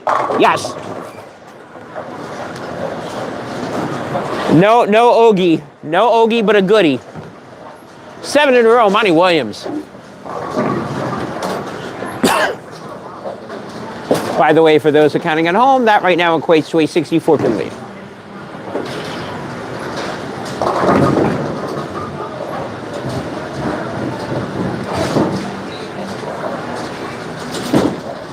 Matt Kaz looking for a double. Well, the one good thing, and you know, you can poo-poo this all you want, but Matt does have 3 frames left to figure out what the heck to do for game 7, which is much more important for him than game 6. For Monty, game 6 and 7 are equal importance. He needs them both. So far, no problem on the game 6 part.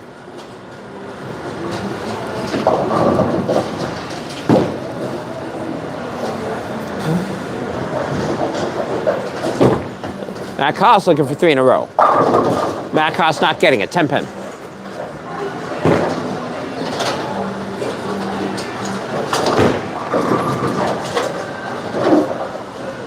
Again, we are officially in garbage time mode, except You know why.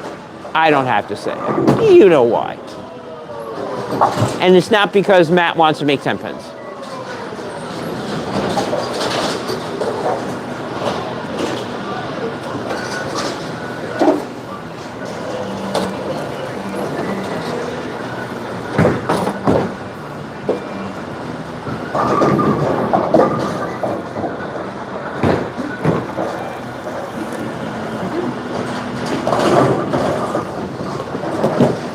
Monte Williams looking for 8.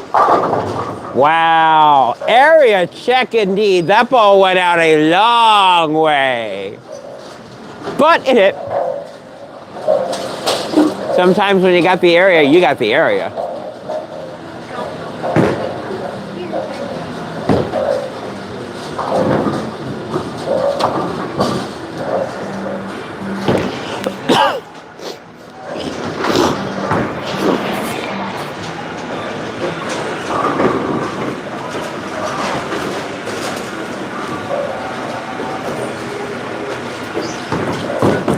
Williams going for 9. That ball's deep and playable. Monte Williams front 9. Right now, Matt is going to do some more area check on the equipment because that's really all he can do at this point.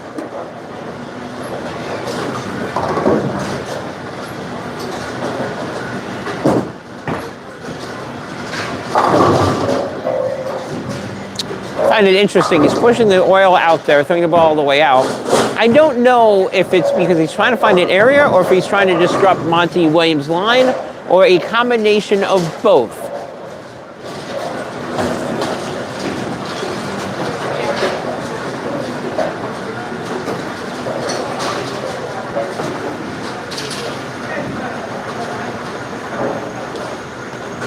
Ball return. Matt's looking for a ball return. While we're doing that, it's time to go read some more comments. Or, okay, no more new comments. I will just say hi.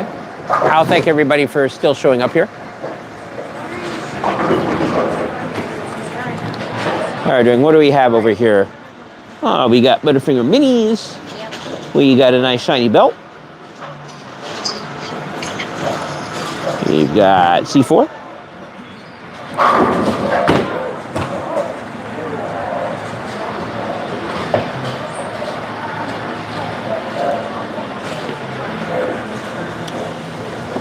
We've got lane camera guy getting more camera screen time as lane mechanic goes out for a ball return.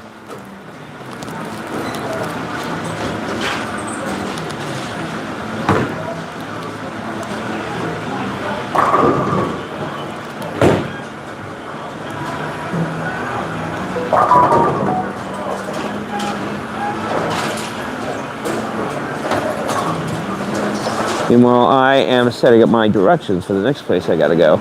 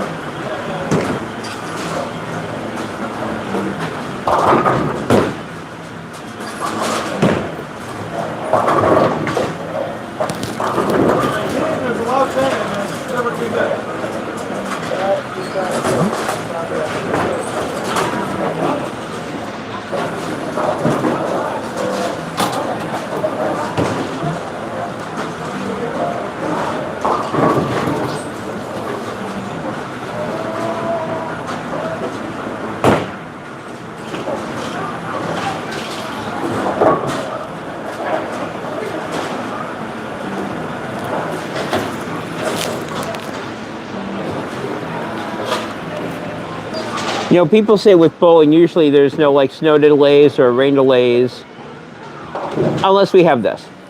Yeah,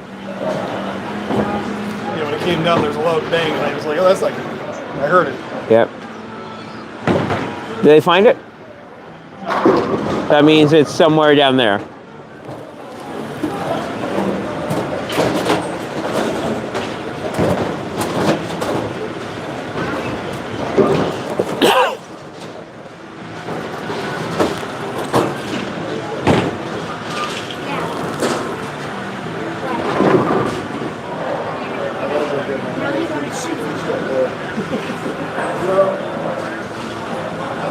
This is time for meditation. Stuck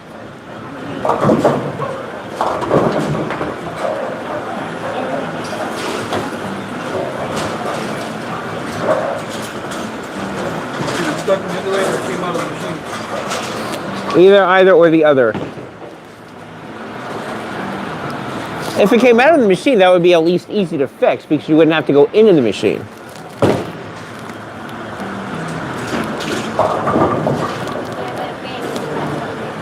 It did not.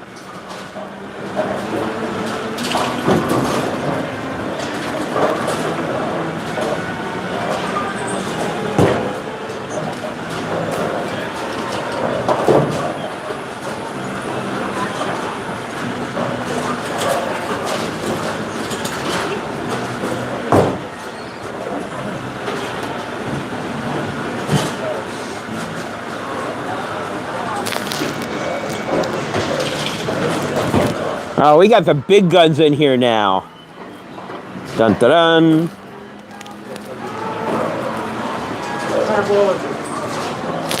It's the DV8 Monte Solid. What?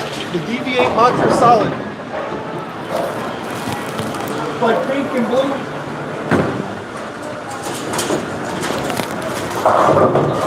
Usually, I will go for the low-hanging fruit in terms of all the pun play, but because this is not a UBA stream, and because there are people that are listening that may have, shall we say, varied and selected tastes in terms of what they want to hear and how they want to hear it, I shall take the high road. I will not use the jokes that I would be saying at this point. For this? What? For what? For this? Or? No, yeah, for this. For them looking for your, shall we say, bowling equipment.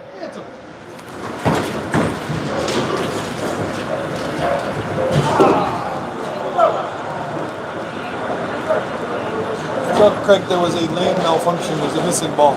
Yes. Lane malfunction. Which, there's certain piece of bowling equipment that Matt would preferably like to have in his bag and not on the floor somewhere in a bowling alley. Well, I've thrown the whole day. Or that. Maybe that's my son. It's kind of important.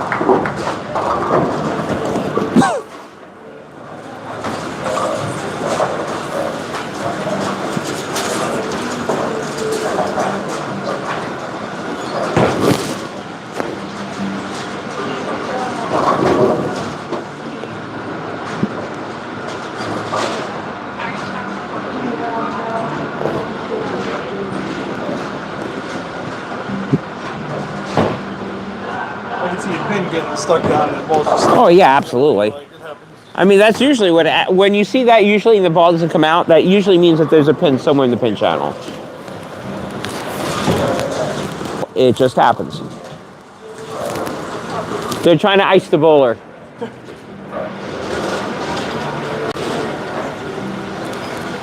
That's when the pins go, we're not the star of the show.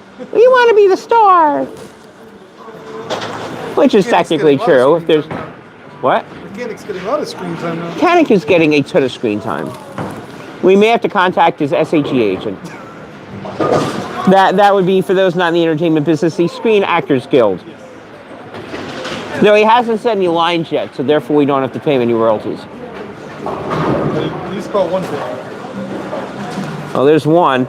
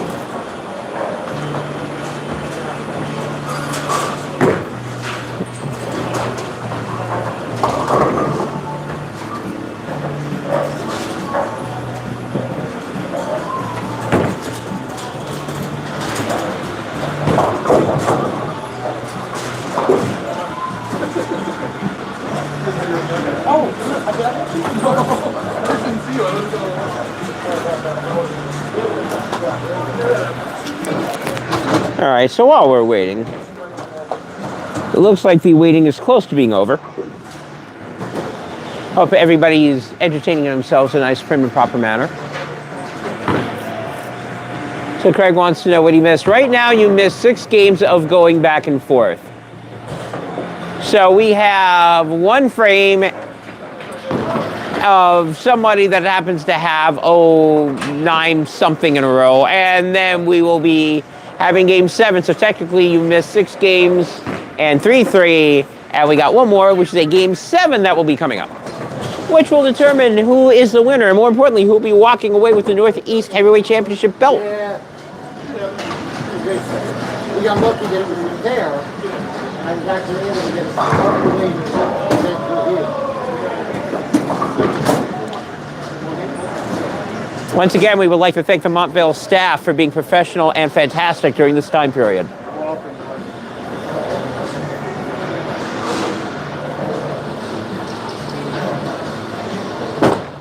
After all that, you better make the spare. And he does. 10th frame coming up.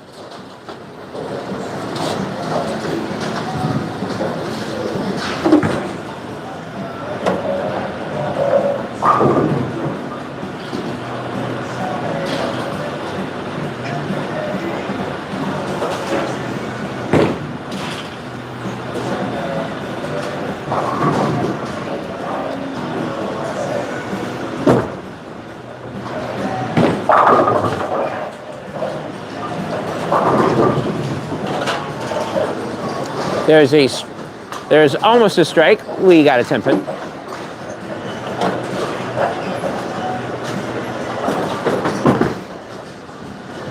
And we'll make that.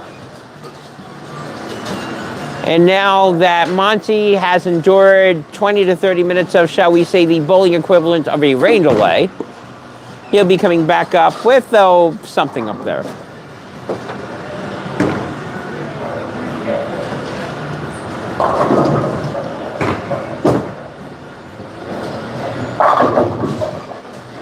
Matt will finish with a 192. Monte will finish with a score significantly higher than that. And now the question is, will it be 108 pins higher than that? Well, that's what we're hoping here.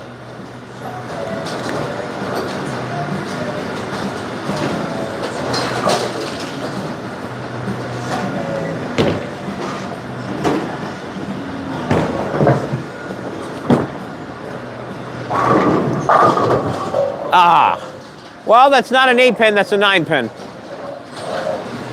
Looked like a good shot, and after all that, we're getting a 279.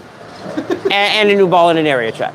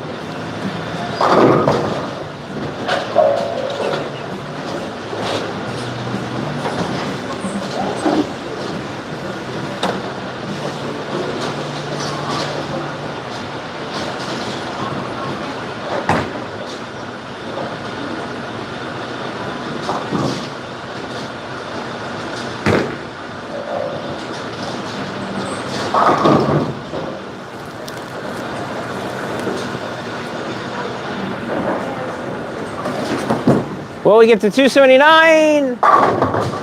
Yes, we will.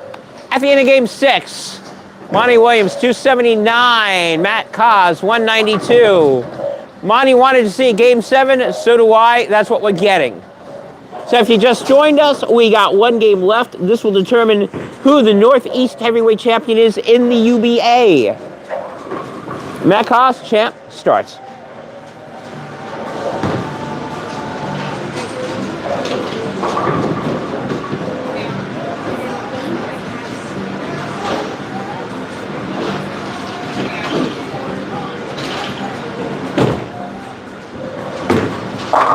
First shot is a good one.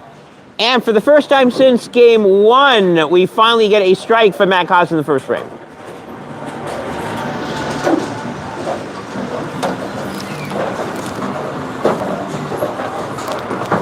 Monte Williams is up now.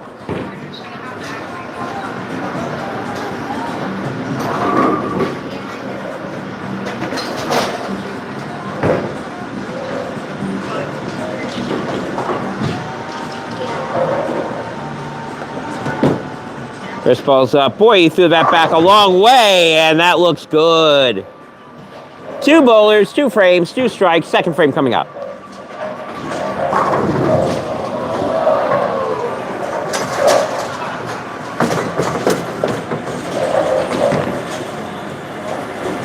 Big Sal is absolutely right. This has been a great match, and it's been a high-scoring match. There's been 192, and that was in the last game. Everything else has been over 200.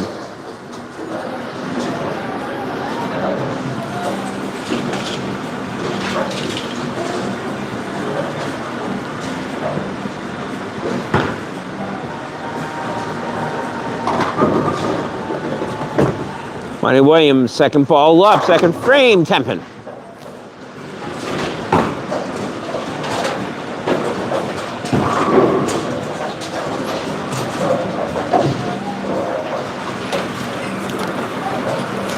It was interesting to see what sort of a match this is going to be. This is a Game 7. Most Game 7s usually, not all the time, usually are grinders.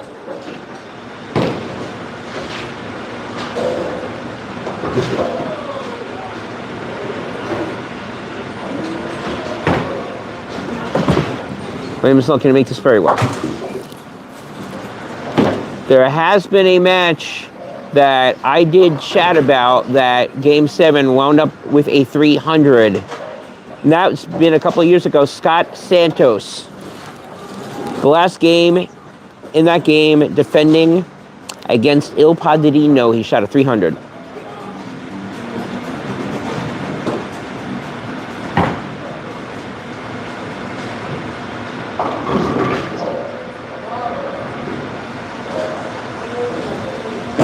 Are we going to see that here again? Absolutely not. 6-10 Matt Koss. Well, I tried to set up the table for something exciting, but it looks like we're grinding.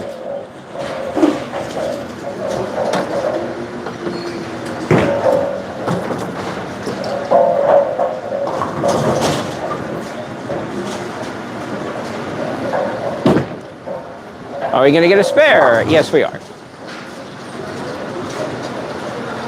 But yeah, this has been a very well-fought match. It's going to be fun. Both bowlers exchanging jabs, going back and forth. And the other interesting thing is that when a bowler's gotten a lead, usually it's only happened once they've relinquished it during this match.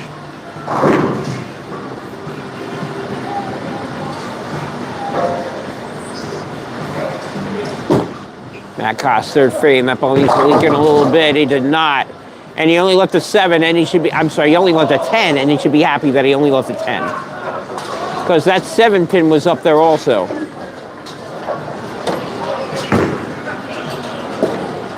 Was being the operative word. It fell down.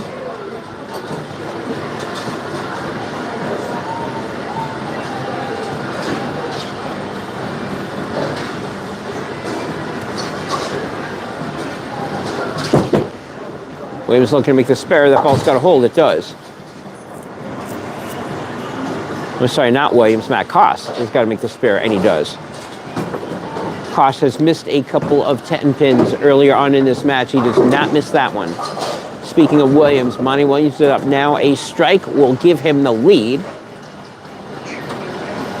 And then we shall go from there. a 9, and we're tied again.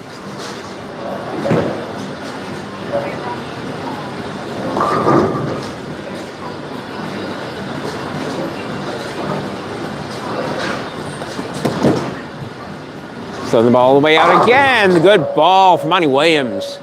Little fist bump. He knew it. He liked the shot. Williams up by 1. Big frame here to essentially set the pace for the rest of Game 7 if he can double. A double will give him the lead. A lack of a strike, and Matt can take the lead right back.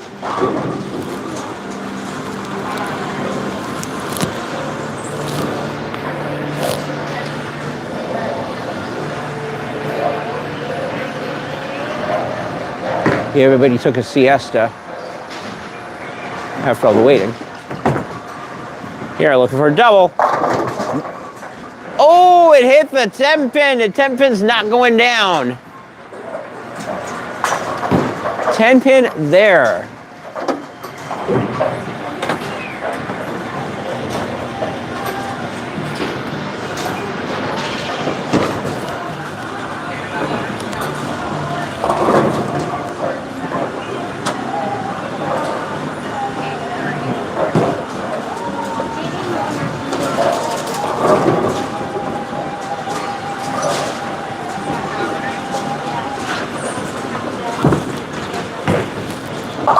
Base of spare. Monte right now going Dutch, and going Dutch is giving him a 1-pin lead over Matt Koss. Challenger up by 1. Champion, 4th frame coming up. This is almost sort of looking like Game 2. Who can string it up first?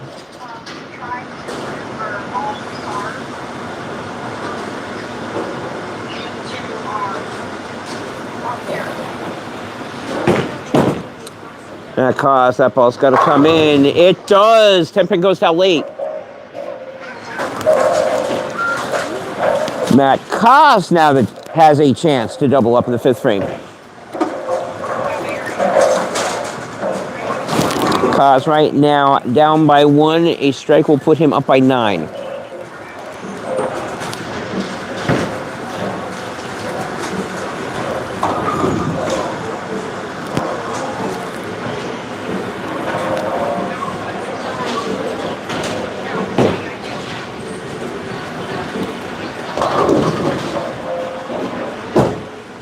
The ball is moving that one in tighter. That's good. Matt Koss, first double in Game 7. That will give a 9-pin lead. And if you notice for both bowlers, not just one, both of them lean 16. They're both playing that out a little bit. And lean 15, they're both going in high and tight.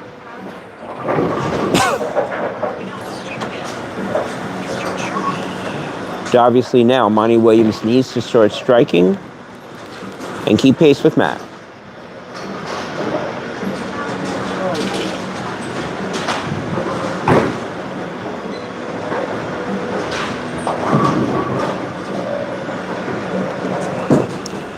Oh, he cut that ball in a little bit. And that cut worked. Very nice strike for Monte Williams. 16 has not been his problem. He's actually thrown it in in 3 different angles of entry. 3 strikes. Now, can he do the same thing on lane 15?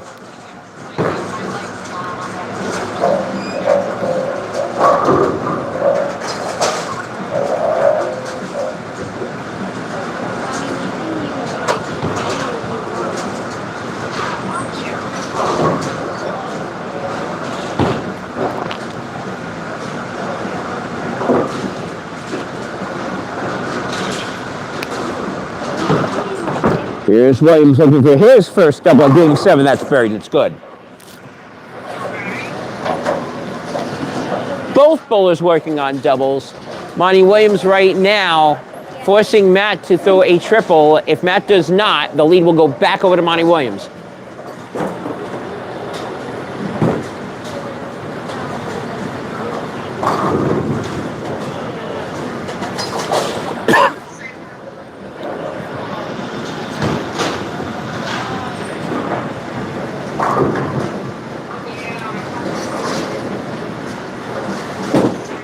Here's a shot from Matt. Once again, high and tight. Him and Williams are just exchanging shots right now at each other. And I mean that in a good way. It's not a boxing match, but based on the angles and the designs, it may as well be. 3 in a row for Matt. Matt maintains a 9-pin lead as we go into the 7th frame. 4 frames left to determine who the UBA Northeast Heavyweight Champion is going to be.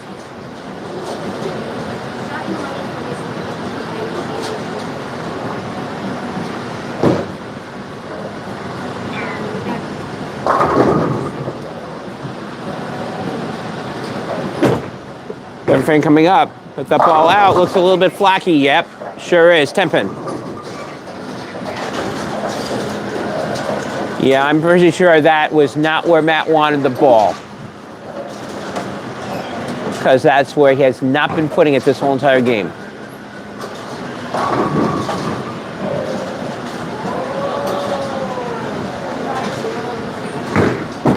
Matt looking to make the spare. That ball looks good. It is. Matt right now up by 8. However, a strike by Monte Williams, and Monte will take the lead back. Going to the final 3 frames of Game 7. Maybe. Obviously, with the score being this close, a tie is a definite possibility.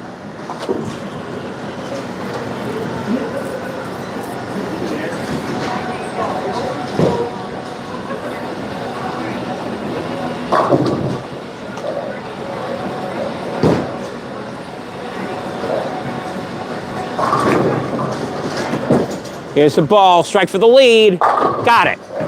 3 in a row for Monte Williams. Could not have come from him at a better time. He has now taken the lead back, theoretically, by 2 pins. Striking the 8th frame for him would be huge. If not, we go back and forth. Monte Williams can go out the door for a 260.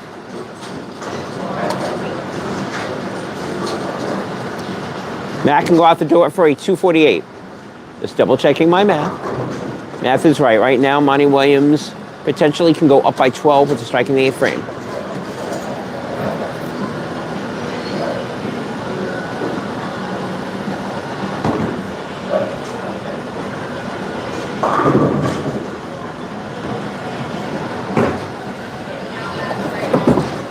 Shot over here, only 15. That's light hit. Is it gonna fall? No, it is not. It does now after the ball, after the machine hit it, though.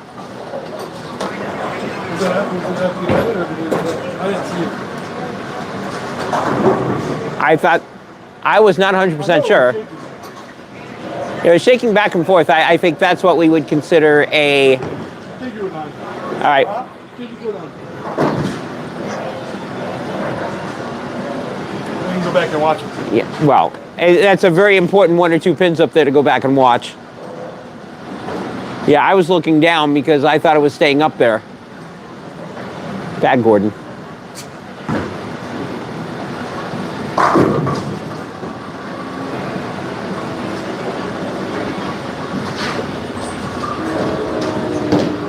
Yeah, because if it stays up, that's a 1 pin. That's why I said, do you want to wait? I can go back. I think we should go back. I think we should. Both of you. I think we should absolutely go back and check. See if the pin fell or the machine knocked it over. Yep.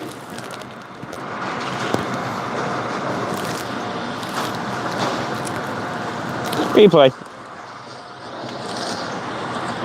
Obviously, the spare was made, so that is not in.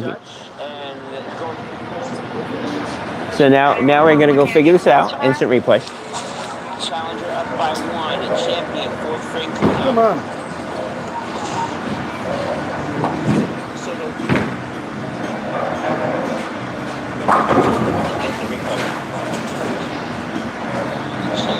You can't get it to go. I'm just trying to go back like 10 seconds. Why don't you use the directionals? Because it just goes. Or you find somebody with smaller hands. Yeah, too. I think there's a shot right there. You gotta go, because that's in the second frame. The right before that, I need the. No, it's not gonna move. I just need to go back 10 seconds. That was far back. Like 10 seconds. Right before that. I don't think it's gonna.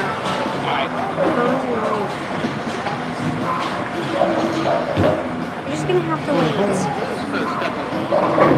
gonna wait. Is that it? No. Then do my 2 shots, then his 2, then his. Because I have a vertical, I can't. I don't know her vertical is mine. Mm-hmm.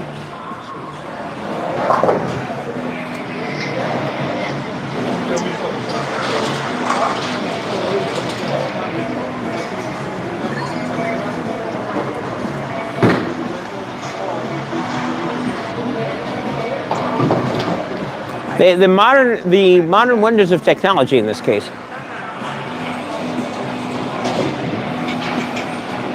I don't know. Can I try it? We're in 7. Okay, that's my 10 bit.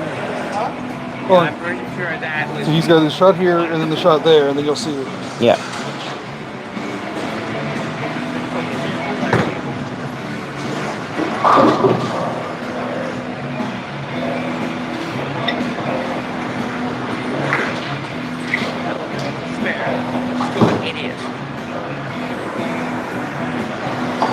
Almost there. Matt right now up by 8. However, he's struck by Monte, and Monte will take the lead back. Going to the final 3 frames of Game 7. Maybe a tie is a definite possibility.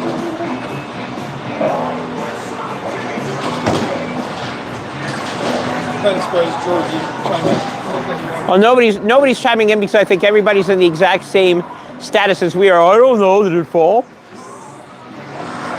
Everyone's on pause. I bet he throws a strike here. Strike for the lead. Got it. Monte Williams could not go for him any better time. I did this immediately. I looked down. Yeah, exactly. It's like, oh, I don't know, please. Striking the frame for him would be huge if not. sorry to get in your space. 8-2-60.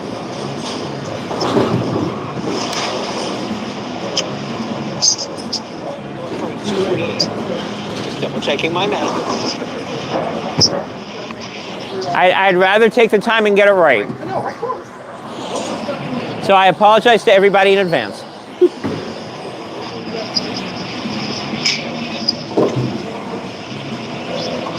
Yeah, by everybody that's just tuning in, we're looking to see if a pin fell or didn't. Obviously, if the length of... Here, only 15. All right, well, it's there. Now the question is, did the machine knock it? Yeah, the machine knocked it down 8.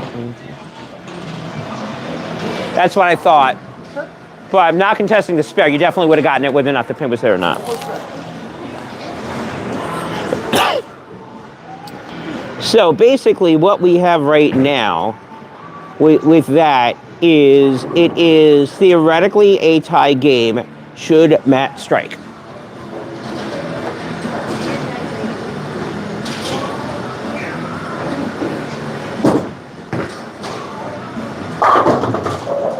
And he will get it. Now, here's the question, which is why the extra pin may or may not matter in this case.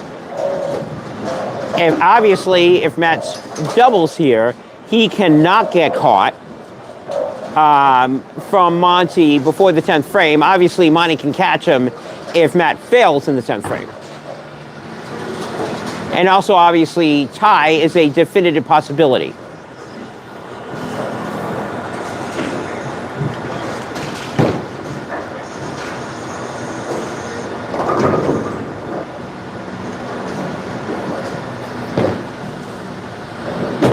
Ninth frame here, a strike gives him the lead. Oh, and the 10 pin goes down.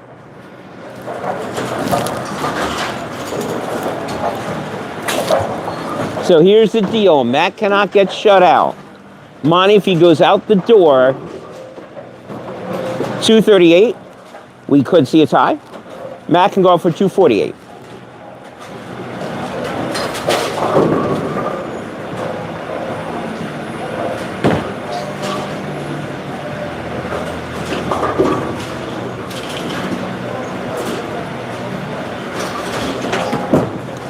Ninth frame, Monty Williams. That ball looks good. It is. Big strike for Monty Williams going in 10th frame.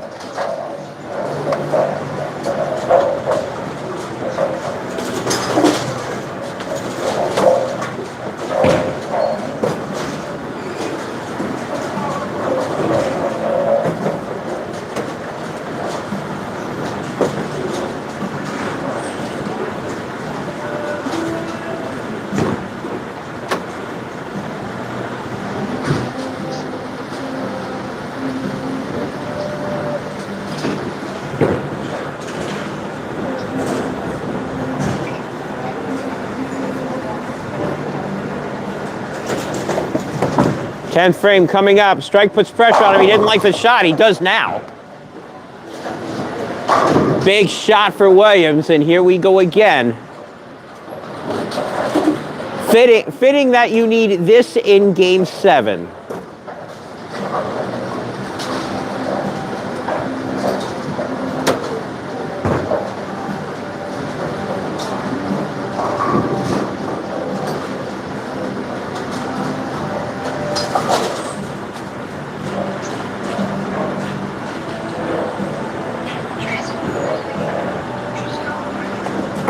Second shot here by Williams. Again, really wants this one, doesn't get it. 10 pin.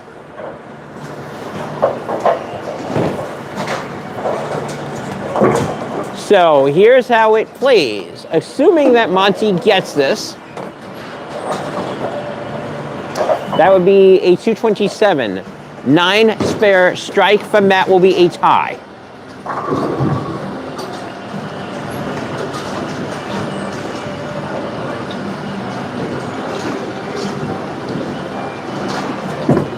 Assuming he makes a spare, he will. Here's the deal. Matt strikes, he successfully defends. 9 spare strike, it is a tie. Anything less than a 9 on the first ball, we have a new Northeast champion.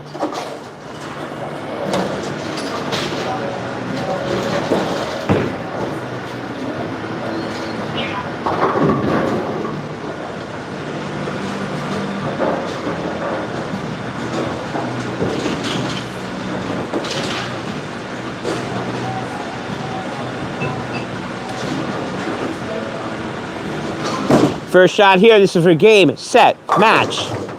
Got it.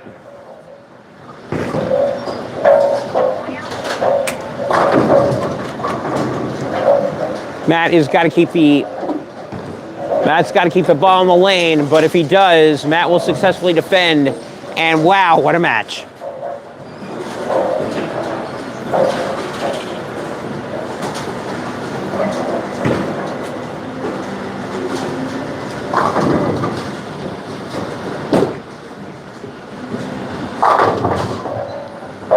Now he leaves a 10 pin. It does not matter. He needed the first hit and he got it.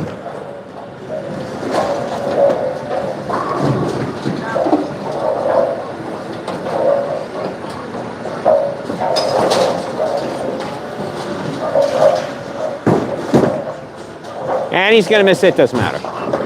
At the end of Game 7, Matt Koss, 237. Monty Williams, 227. Matt successfully defends 4 games to 3. Wow.